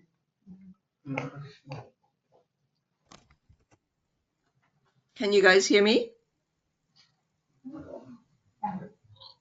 Are we there? Can you? The board hasn't. Hold on a second, I'll call you when it's ready. Okay. So do we have any questions for specific applicants? I don't. I remember Mr. Bonheim from his interview with for the GM position. He has a very nice background, history, education.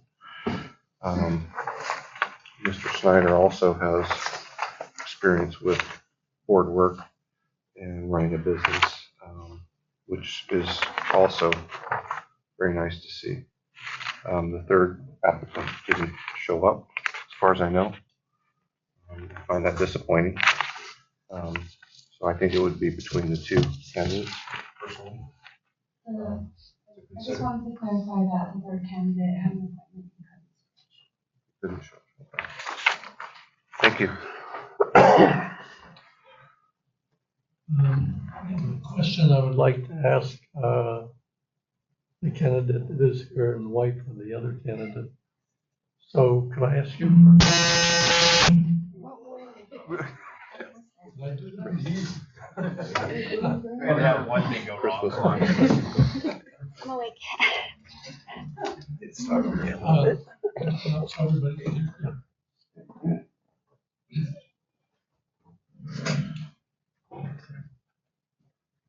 Yes. So my question is, if you were on the board, what would be the one thing that you would most hope to accomplish? Make sure we're not in a deficit all the time, be able to, budget correctly. So everyone benefits in the community and, not hear complaints all the time about what needs to be done and, try to fix things as best we can. You hear complaints about what needs to be done anyway. Yeah. Well, I hear a lot of things, everyone wants everything changed or a new idea, but, it's not always done all the time, so, everyone has priorities of what needs to be done. But try to help the best I can to do that. Okay, thank you. Could you answer the same for your husband or not? I don't feel that I could. Well, I have a lot of thoughts that come up on this this past week since we got the packet. And one of them is, like Jen said, there were only 2 people who applied for election, and now we have 3 candidates for one position, and I wish there had been 5 for the election, so that meet the candidates night would have happened and everybody got to know them, and that the board wouldn't be making up the mind for the community. That's a heavy load, it really is. But one thing I want to say is, well, we back up a bit. 10 years ago, when I was appointed, when a board member left, I came to a meeting just like this, and I had a note with me of the 3 things that I thought were important.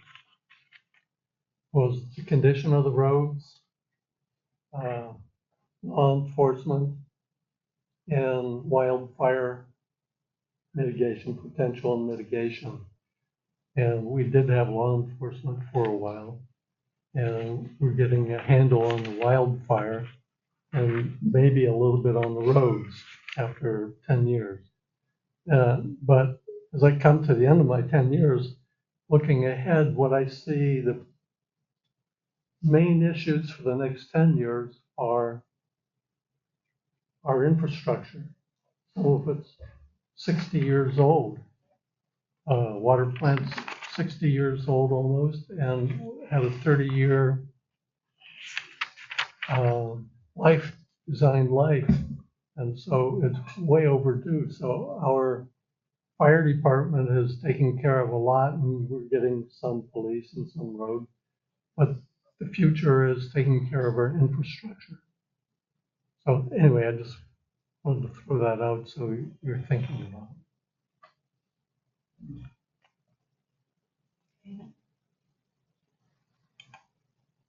Yeah, I do have some questions, but because not all the candidates are here, it's difficult to ask and get the same, feel for it. But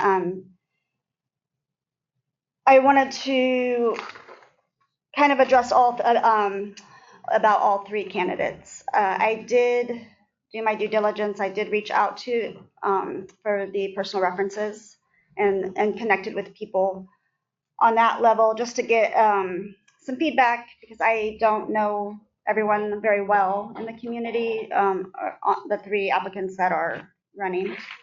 And so just real quick, I wanted to, on behalf of Eugene Abbott, that gentleman, I reached out to his personal references, and what they had to say is that he's a very hardworking, dedicated to keeping his employees employed. He would be bringing a different outlook as far as from a younger, family-oriented person in the community. He has invested into the future of the community, into the Cove. He's been raising his family here. So that was just for him. And I did, like I said, I just wanted to get feedback from what I received. For Wes, it was difficult. I did leave messages for his other personal reference, and I didn't receive anything back. I wasn't comfortable reaching out to you because you're on the board now. So, but I do know a little bit about him, and I know his record. Like it has been stated, he was interviewed for the general manager's position. So I know he is very well qualified and would take the position seriously. Just so you know. Yeah. Just so we know. And then for Mike Snyder, I spoke with your personal references as well. And these were people that have known you for 17 plus years. I spoke with I believe he's still the current board member, president of the board for the Homeowners Association, of which you were on for several years. And he said that you were a great board member with good instinct. You were honest, had integrity, you were punctual. You were a great asset to their board. You helped, I think he said that it was, when you joined the board, it was going downhill, so to speak, and you were a part of being able to bring that around, turn around that situation. And then what else did they say? That you were honest, hardworking, and you don't tend to cut corners, etc. So I thought that was, I also spoke to a community member here in the Cove, and it was basically the same thing, that you were a very honest, hardworking individual who gets the job done. So I thought that was really beneficial to hear since we don't really know you, or I don't know you. And so I guess I will just ask a couple of quick little questions that, since you're here, you would be able to answer. You kind of asked it, but what do you believe the district's main priority and responsibility is at this juncture for the district. And if you could go to the public comment. You asked that question? Yeah, because it's kind of poorly worded. I guess I'm looking for, like, do you know what what our biggest concern would be now in regards to the district, like what we should be focusing on now? I really don't know that much about the board or what your concerns are. I just know kind of what the community knows, you know. Mhm. I know like the roads are a big one. That's why I hear all this all day today, you know. Whether you have control over that, I don't know, Yeah. you know. Okay. But, and fires are a big one. You know, I'm concerned about that all the time. But I'm not on the board to know, you know, what all your other concerns are really, you know. But I'm willing to help out best I can if I, you know, if I knew them. Do you have any, and this is kind of a question I would like to ask. Do you have any views on the use of, and I will add for clarity, the district does not use glyphosates on our projects here in the Cove, but do you have a view on that, on if a project were to require herbicides or anything like that? Do you have any? Rather not use it, it all ends up in the ocean. It affects everything around it, so nothing that's gonna affect the environment like that, no. Okay, thank you.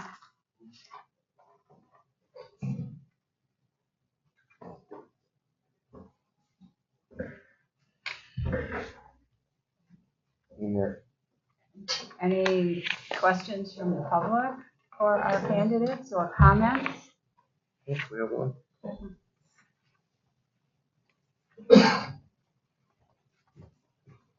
Can you folks hear me? I've been here a long, long time. And I've known Mike Snyder most of the time that I've been here. He is a very hardworking man. He did bring us forward from being up to good. And I think that's the kind of candidate that we need here, is somebody that has been on board and that has that experience. And I feel like he has. So, Thank you. that's it. And we have somebody online, Chris, that wants. So shall we go to the one online first? Yeah, Okay. yeah, because she's been waiting. waiting. Thank you. Okay, we're ready for you. Look at you. You can go ahead, start. We can hear you when you speak. Can you hear me? Can you hear me? Yes. Okay, hi. Yes. Pam Brenner here. Firstly, wanted to thank everybody on the board for everything they do. I know it can be a thankless job at times, but I do appreciate you sitting on the board and representing Shelter Cove. And a special shout out to Tesha, you know, for doing your due diligence on the topic of potential conflict of interests. I too have had this concern. You know, I don't know some of the people on the board, but I do know that they sit on multiple nonprofit organizations. And my concern is that they bring an influence of the position of a nonprofit into the board meeting. So I think it would be helpful for us as, you know, homeowners to understand where the nonprofits, where their responsibilities start and stop. You know, everybody is entitled to their opinion, and I appreciate Arlen standing up and saying what he said on behalf of the Property Owners Association with regard to the multi-sports courts. But at the same time, decisions were made a while ago, whether it's something a nonprofit organization agrees with or not. What influence does that have on the board executing on certain grants? So it's just a position I hold, is that I sincerely hope that board members who serve on nonprofits do not bring into RID matters the positions that nonprofits hold. That's all I have to say. Thank you for listening. Nothing to do with the candidates.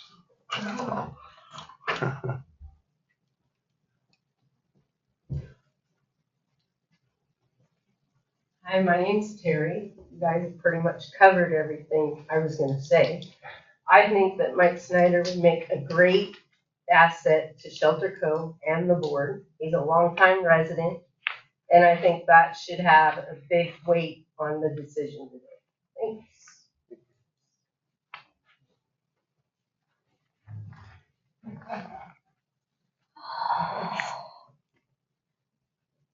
Anyone else? Can we have everybody vote? That's what's really hard is because this really should be a public referendum, but unfortunately the responsibility, and I hate that it falls on us, and I think it's a difficult situation. I don't know if we can do it procedurally. Does anybody know? Well, there is also another I was option. just joking and Vinny.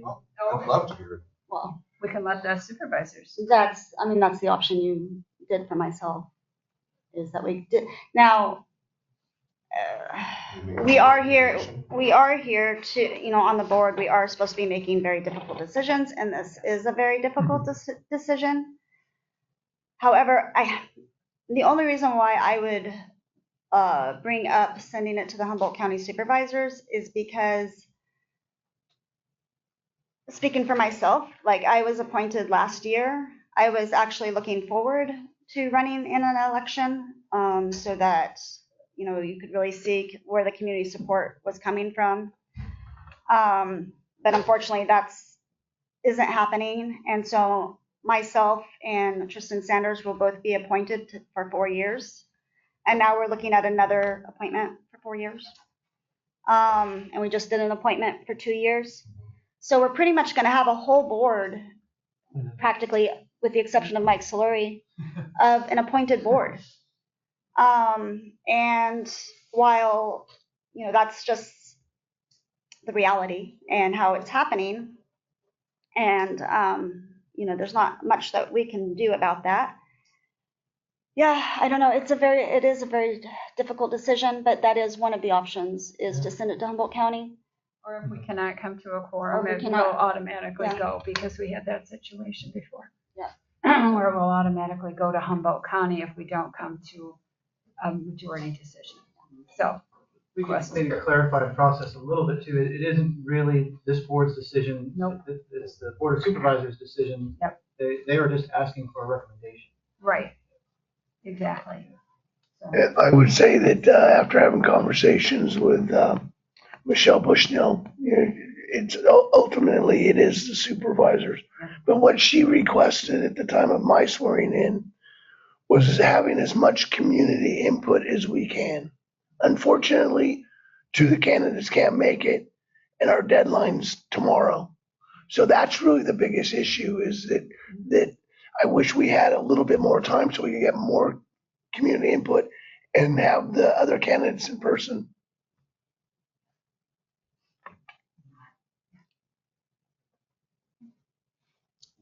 I think one thing that should be really taken into consideration is how long somebody has lived here and been a part of our community, and the experience that they've had in being part of the board. If they've been on a board before and they've really helped the board, then I think that's a really good thing. Thank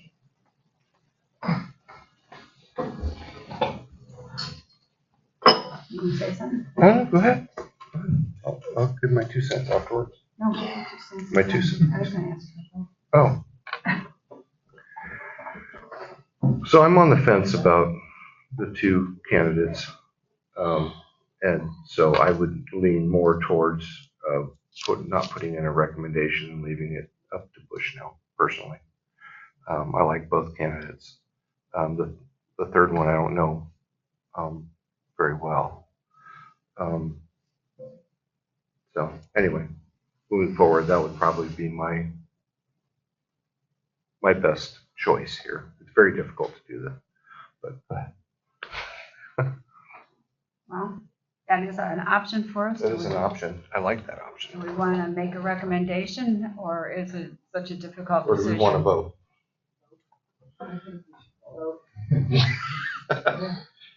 Because what if there's partiality on that? What if Michelle Bushnell knows one or two of these candidates and has her own opinion on that? Well, it's the full board up there. It's not just Michelle that votes on this. It is the entire board of supervisors that have to vote once we go up there, because I know I was also appointed a couple of years ago to replace someone who resigned, and I was shocked to find my resume and everything else out on their agenda and published for the world to see. And they talked about me during their meeting. So it is definitely not just on her. I was lucky. I went with the recommendation from the board. We've had situations where there hasn't been one. Are we abdicating? I mean, what do the rest of you think? Are we kicking the can down the road, making them do it, or? It is a difficult decision, and like we are here to make difficult decisions. Go ahead, Arlen. I think that putting it in the supervisor's seat will give all the candidates more time to get support. So the more letters that you get to the supervisors, that they'll take that in consideration. So it is kind of like a vote. So the more people that you can get to support in your recommendation, would be better. Yeah, that's a good point, Arlen. And it's also, you are welcome to go up and present yourself to the board as well. Mm-hmm. They give you 3 minutes, but you can go up and you can promote yourself to the board of supervisors as well. And that's something, I think you did that, Tasha, that you went up there. Yeah, and so and although it's like I said, this whole situation is not ideal. Personally, I tend to lean towards candidates that have been in the Cove longer. They're more established as a resident, and they tend to know a little bit more about the community, so to speak. With that said, Wes is very well qualified as well. So it is pretty neck and neck, other than the feedback that I got from Mike Snyder's references, which is he did really help. Yeah. But it would be such like how I did it, campaigning. You could have people write letters and whatnot, and there is a really good chance, it really does show community support that way. So I'd be okay with sending it to the county. I would suggest that we leave it into the hands of the supervisors. I think it gives the candidates time to drum up the support. I recommended one of the candidates, and that issue of a conflict of interest weighs severely on me, and I don't want to be viewed that in that light. So I would suggest that we make a motion to send it to the supervisors. A couple things. I remember when I was appointed, there was another candidate and they didn't show up. And Mike has, and so to me that is a good weight in his favor. But I also know Eugene a little bit and Wes a little bit from having dealt with them outside of here. I think they're all three good candidates. I really do. I wish they had been candidates for election. I as well, because they are all three. It's a very difficult decision to make.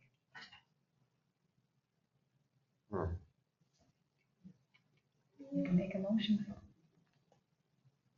The public wants us to vote. Does the public want us to vote? Can we raise your hands? Do you want us to vote or have it go up and get support? Because obviously for all of us, this is, a difficult decision. And as the president of the board, it doesn't bother me which way we go. I think one of you can make a motion, one way or the other, what you want to do. We have one more. Just a clarifying question. I'm kind of lost now. How many vacancies do we have? How many people are running? Are there any people on the ballot that we're going to see in November? Okay. No, If you don't mind or clarifying all that, I'd appreciate it. Well, not enough people registered to run for the election. Tesha and Tristan Sanders did, but that left the third seat open. So what we have to do now is appoint for that third seat, and the Elections Commission basically stated that Tristan and Tesha have been given their 4-year terms. What we are appointing for this time is a 4-year term, which is different from some of us who've been appointed for 2-year terms. Jeff is a 2-year term, I was a 2-year term. So it's someone that's going to be serving with us for 4 years here. So it is a very important decision that should have been made by the people. That we should have had the ability to look at these 3 candidates and had Tristan and Tasha there and be able to have one of our candidate question and answer periods like we did 4 years ago, or 2 years ago when Mike ran, to be able to make that decision. Now it's putting the responsibility totally on this board to make a recommendation, though we don't get to actually, whatever we say here is merely a recommendation. It is not that they get that position. They then have to go, and the entire board of supervisors up in Humboldt County make the decision, and they actually do the appointment. There is something to be said about Mr. Schneider being here. Yeah. And thank you for that. No other candidate is here except Mr. Bonheim's spouse is here representing him, unable to answer any questions. So, I mean, if we are put to a vote, I think the fact that Mr. Schneider here does carry a lot of weight in my mind. Although Mr. Bonheim is extremely qualified, like I said earlier, I met him during the interview process for general manager. He's extremely qualified, incredibly intelligent man. But his length of time here in the Cove is a lot less than Mr. Schneider as well. So I think that'd probably be the direction I would be heading in. But it's up to the rest of the board. Linda? Have the board of supervisors ever chosen somebody other than what our board suggested? No. So it stands to reason, as history has it, because you're in the community and you're knowing the community, who you recommend is more than likely going to be who they choose. And at this point, it's all nobody seems very sure. Nobody seems like there's been time to find anything out. And it is a shame that this big of a responsibility is put on 5 people. This is a huge responsibility that seems to be kind of not a lot of time and no, we don't get to know much. Right. I don't necessarily think the one for someone who's been here is a shoo-in. I think him being here is a big deal. But that does give them time to campaign with the board of supervisors, to show up and speak for 3 minutes, to have letters written, to kind of give equal footing with the board of supervisors. But I feel really bad for you guys to have such a big decision, especially when so far it's all been appointments. So that's all. I have one comment to make. And thank God that, Chris and Jessica were here, but I couldn't make the Board of Supervisors meeting. So if I didn't show up and there was someone else that applied for it, I don't know that I would have gotten it, other than the fact of this board. So I think my main comment would be, I don't think it's fair to the other candidates that applied as well, just because they could not make it. Scheduling conflicts happen. I had that issue to me. So I'm going to go back to throwing the can down the road. What do you think, Tisha?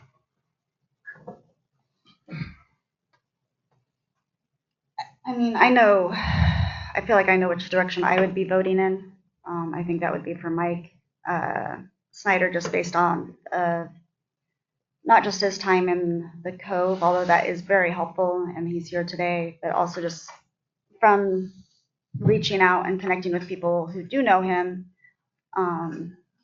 and where we are on the board at the moment of, we've been having to dig ourselves out of a lot of challenges over the last year or so. And so someone like him, I think, would be helpful. With that said, I do understand where you guys are coming from, as well as if we kick it over to the supervisors, it would really help the candidates get support and show, where their standing is in the community and what kind of level of support for that. So I'm open either way. I could do a vote because I know, but I mean, I think my biggest comment would be, based on Michelle Bushnell, that she really wanted so much more community input. And it's such short notice that we have to do it in a day. So I think that it feels more fair to all candidates that have applied. And I'm gonna agree with back to Janet. It's a shame that we're not having an election with 5 candidates. Then it's about the electorate not being an appointed position. Again, the only person that on this board is Mike Slaughter that was elected. And I think that that's a disadvantage to our community. So I'm going to say, again, at the end of the day, it's up to the candidates, and to have the candidates, each one of them applied. They applied a little late, but it is up to the county board of supervisors. So I think, in all fairness, if we don't weigh in one way or another, it allows more time for each candidate to drum up the community support, which is what Barbara Bushnell wanted in the first place. Michelle, I'm sorry. Okay, I was going to, one more comment, because I was going to move this forward. I don't think it should be who you know. Yeah. I just don't. I feel like that's kind of like the old, what do they call it when? Good old boy system. There you go. Thank you. Yeah. And I don't think that should have anything to do with it at all. I think it should have to do with your, what you've done in the past. I think it should have to do with how long you have lived here. And what you can bring to the board with your past experiences in life. Mm-hmm. Right. yeah, and Sue, that's where we're kind of, is because we do have candidates that have, Mike's not the only one that's been on a board. I believe Wes has been on a board as well. He's just not here today to be able to speak to that. And so this isn't an ideal situation, but I will say that it is very helpful if it does go to the Humboldt County supervisors, that if you do get that type of backing, the Humboldt County, that Michelle tends to go to what the community is asking for as a whole. And there's a better chance with that. All right. Okay, I think we've probably discussed this to death, and I think yes, Jessica? I just want to add one point of information. The Office of Elections stated that even though our recommendation is due to them by tomorrow, the announcement and decision wouldn't go out until the very end of November or the beginning of December, and it would align with what would have happened in the election process. Thanks for that. I think we ought to just move this to the Board of Supervisors, because and this is just my opinion, I think I'm personally not comfortable the 5 of us making a decision for this entire community. With Mike being the only elected person on this board, Dave has been, yes. But Dave's leaving like I am. We're talking about our seat. We're filling our own seat, and I'm not comfortable with that, to be honest with you.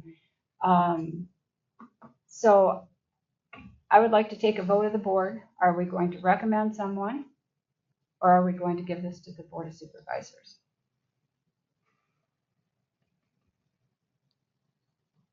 I make a motion that we send this to the Board of Supervisors. I second that motion. Roll call. Trustee Bushnell? Aye. David Summer? Aye. Janet Evans? Aye. Jeff Hildreth? Aye. Mike Solari? Aye. Motion carries.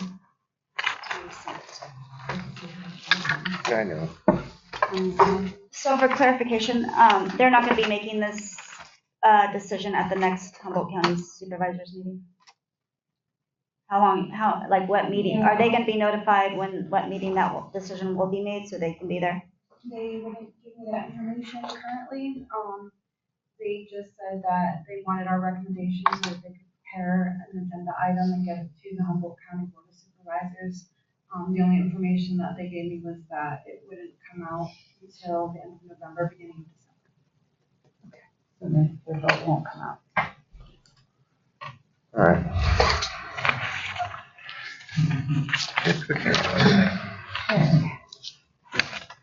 This next item is the second reading of the modification of District Policy 5030. And the only thing that we changed on that we all agreed upon last month is just the change from 5 minutes to 3 minutes public comment to align with the Board of Supervisors. Do we want to discuss this at any point in time again, or do we want to just move this forward? I'm good with it. I'm good with it. All right. You good with it? I am good. I am good with it. I don't have my motion. Wow. Oh, my.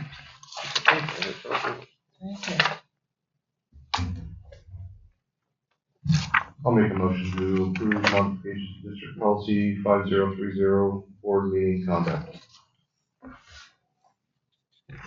I second that. Roll call. Mike Solari? Aye. Jeff Hildreth? Aye. David Summer? Aye. Janet Evans? Aye. Josh Bushnell? Aye. Motion carries. Okay, the next one is a new policy that Chris is going to present, but I do want to note that for this action item is first read on a new policy. The board has the option to move to approve it without a second reading, or we can do 2 readings on it. So, Chris, do you want to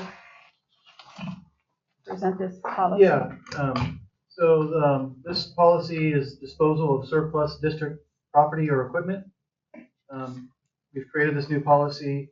It codifies the disposal of publicly funded property or equipment in a fair and just manner, maintaining the district's adherence to integrity and transparency.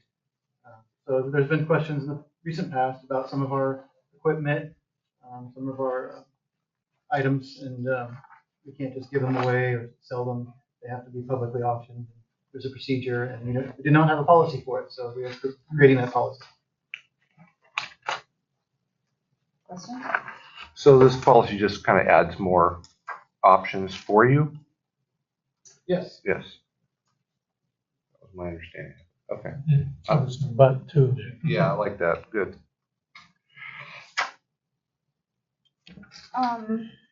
I personally, not that this is a huge deal, but I didn't get a chance to look at the Surplus Land Act to see how the sale of real estate would be affected.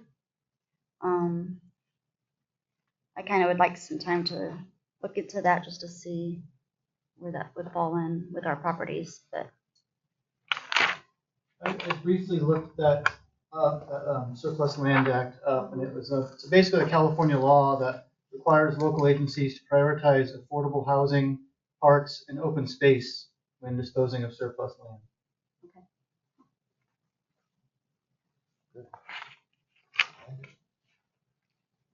Okay, do we want to bring it back for a second read, or do we want to push it through? I'm good with it. Looks good to me. Yeah. Want to make a motion? Do we want to, any public comment? Oh, public comment. Public comment, yes. Any public comment on our surplus and disposal policy? No. Okay. So with this, does that, basically we're gonna do all of our surplus auctions in-house or take them down south like we have like an auction company? Where here's the title, everything gets transferred to them, they take over liability.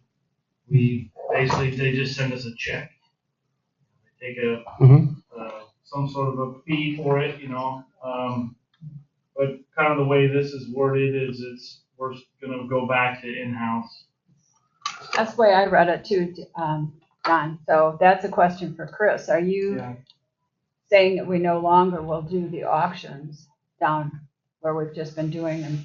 No, well, maybe we should do a second reading, and I think I need to include that. Let's go ahead and do a second reading on that and that concern, because I know that's the way we've been doing it since I've been on the board, and it can be a pretty efficient way of doing it rather than taking up a lot of board time for bids and. And that would be for like our larger items like equipment, engines, vehicles. This is mainly policy designed mainly for smaller things. Yeah, because some of the bigger equipment. vehicles, it would cost us more to ship it down south than the price we would get for the vehicle, so that we have other options. It just adds more options for us, so we're not losing money. No, Get rid of surplus auction vehicles. sites are, you bid on the internet or in person. So Right. it's countrywide as opposed to whoever's in the cove looking. Right. I think we need some clarity on it, Chris, going forward, so. And I think my one comment would be I would rather help out my community and give them a chance than the worldwide. But again, at the end of the day, it's about the money we can get for it. So good, both points are valid. And liability. And liability. That was a good catch, John. One second. Bring it back. Okay, we will move this along for an action item in October with clarity. Okay. Chris. Yeah, so this is the last action item today is to consider customer requests for reimbursement of affected property. I'll read this, but one thing we've discovered in our progress on this project here is that this really falls into the hands of our risk management insurance provider. And we've since had some correspondence with the affected property owner, and they fill out forms, and we're going to submit the forms to the insurance provider for reimbursement. So I might have jumped the gun on this action item as far as it being a board decision. I would probably say that if the insurance provider denied the request, then it would probably become a board decision. But just for everyone's information, there was an affected property from a power outage, some appliances, lights were damaged, and there's some question on how that occurred and whose responsibility that would be. Mm-hmm. So we are submitting that claim to the insurance provider for their decision on that one. So we have a precedent for this before. We've had to have this happen. I mean, not in the time I've been out here, but so this just going to be processed through the insurance first, and then we'll make certain. Okay. Yeah. Thanks. Was this a failure on our part? Is there something we can do so this doesn't happen again? Well, I could probably ask John to answer some of it, but just to provide a little bit of detail, tree fell on power lines. Right. The crew fixed the lines. Mm-hmm. Then there was, after the repair, there was discovery of a bad transformer. The transformer was replaced, and then voltage was tested, and the crew left for the day. But then hours later, there was a call out at the same place where the transformer was changed that there was a bad voltage in the residence. So the transformer was functioning properly when we left. The problem was on the service line between the transformer and the meter on the house. Okay, so it wasn't really a failure on our end as far as staff's actions. Not that I'm aware of. Okay. John, No, it was, the service had been compromised in the tree that we didn't previously see. Mm-hmm. And when we went back up there, when we got called out, that's when we found that the service essentially came apart, and that's what caused. Between the time that we fixed it and tested it at the house, to the time I got back, it come apart where I could see it enough where it was out of the tree that it had broken. Okay, all right. It's on our end, yeah. Just one of those things. Just to be sure, John, this was really, their appliances, et cetera, really did go bad from this. That's what they stated, so. I didn't go into their house and look at any of them, but yeah, what the email said. Back on church. Yeah, the people are here today. So RID installed a new utility transformer, and when I got there, the voltage was incorrectly feeding into the house, the wrong voltage, and it completely destroyed a bunch of appliances, burnt out the lights. This, it couldn't have changed by the time they tested it to the time I got there. It was bad when they installed it. And how do you know? They did not test that before leaving, and that was irresponsible. How do you know that? How do you know that? Do you know exactly when that crew left? No, Well, then how do you know it couldn't have happened between when they left and you got there? because it's not magic. Well, It's not gonna change magically. This is electricity. How did you determine what the voltage was when you said it changed? I use my multimeter, which I use for every other job. And I tested on the power coming into the house on RID's side of the line.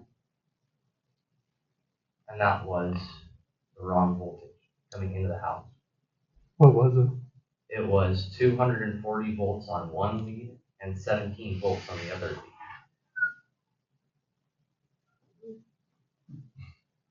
If to the two hots on the service line connected, if any of those anything connected, it would have tripped the breaker. The breaker was on when I got to the house.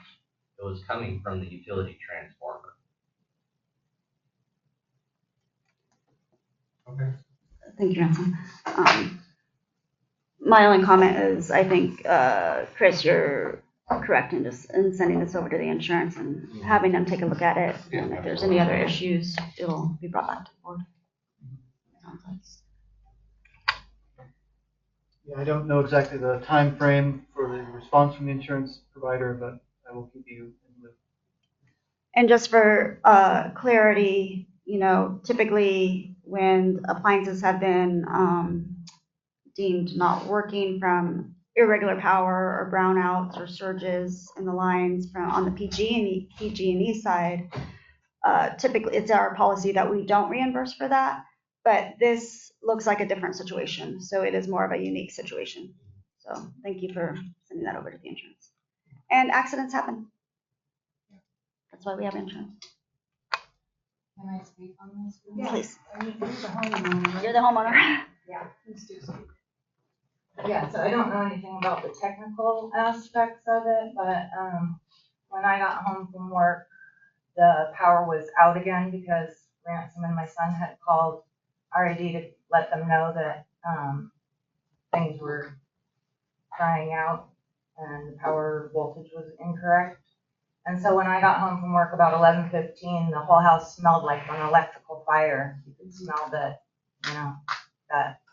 plasticky electric fire smell. And so I don't know who the guys were working on the lines, if they're certified linemen or what the deal was, but I think we're pretty lucky that the kids came home when they did, so that our house didn't burn down and start firing the cove. Definitely protocol should be looked into that type of situation. And our house is the only one on that pole. When we built our house in the 90s, we had that pole set, and so our house is the only house that's connected to that line. You can also, if you do smell like burning wire, you should have called the fire department. That they have technology that they could go in and detect that there's nothing Well, at that in the point, wall. the power was turned off and already had just It left. could have already started and it'll sit there and smolder in your walls for a long time. Yeah, I mean, you should have called the fire department. They can come and help, make sure that you're safe. Any smell of smoke even days after, Yeah. you can have fires in the wall, so just for people's knowledge, call us, no charge, we'll come in with a thermometer and check, make sure there's no other issues behind the walls. It's actually concerning the amount of calls and close calls we never hear about. We've had a hotel room catch on fire in the last year and we never got called to that. Wow. They put it out and then it's great, you know, you could save the hotel, but we didn't ever get a chance to go look at it. Yeah, we don't like, call us, let's check it out. So, no action. Thanks. Any unfinished business?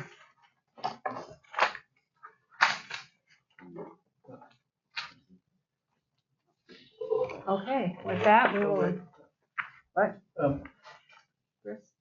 Was there anything unfinished? Oh. Well, I had considered giving just a quick update on the committee, the ad hoc committee that we're working on forming for the Recreation and Parks Department. But really, I think I've already addressed that in my director's report. There'll be more discussion and hopefully some action coming up on at the next October meeting. I will say, reaching out to all the different nonprofits, we have way more nonprofits than we did back in the day, so we'll have to really, the board will be responsible for narrowing down on how many seats are going to be on this committee. That's all. Thanks.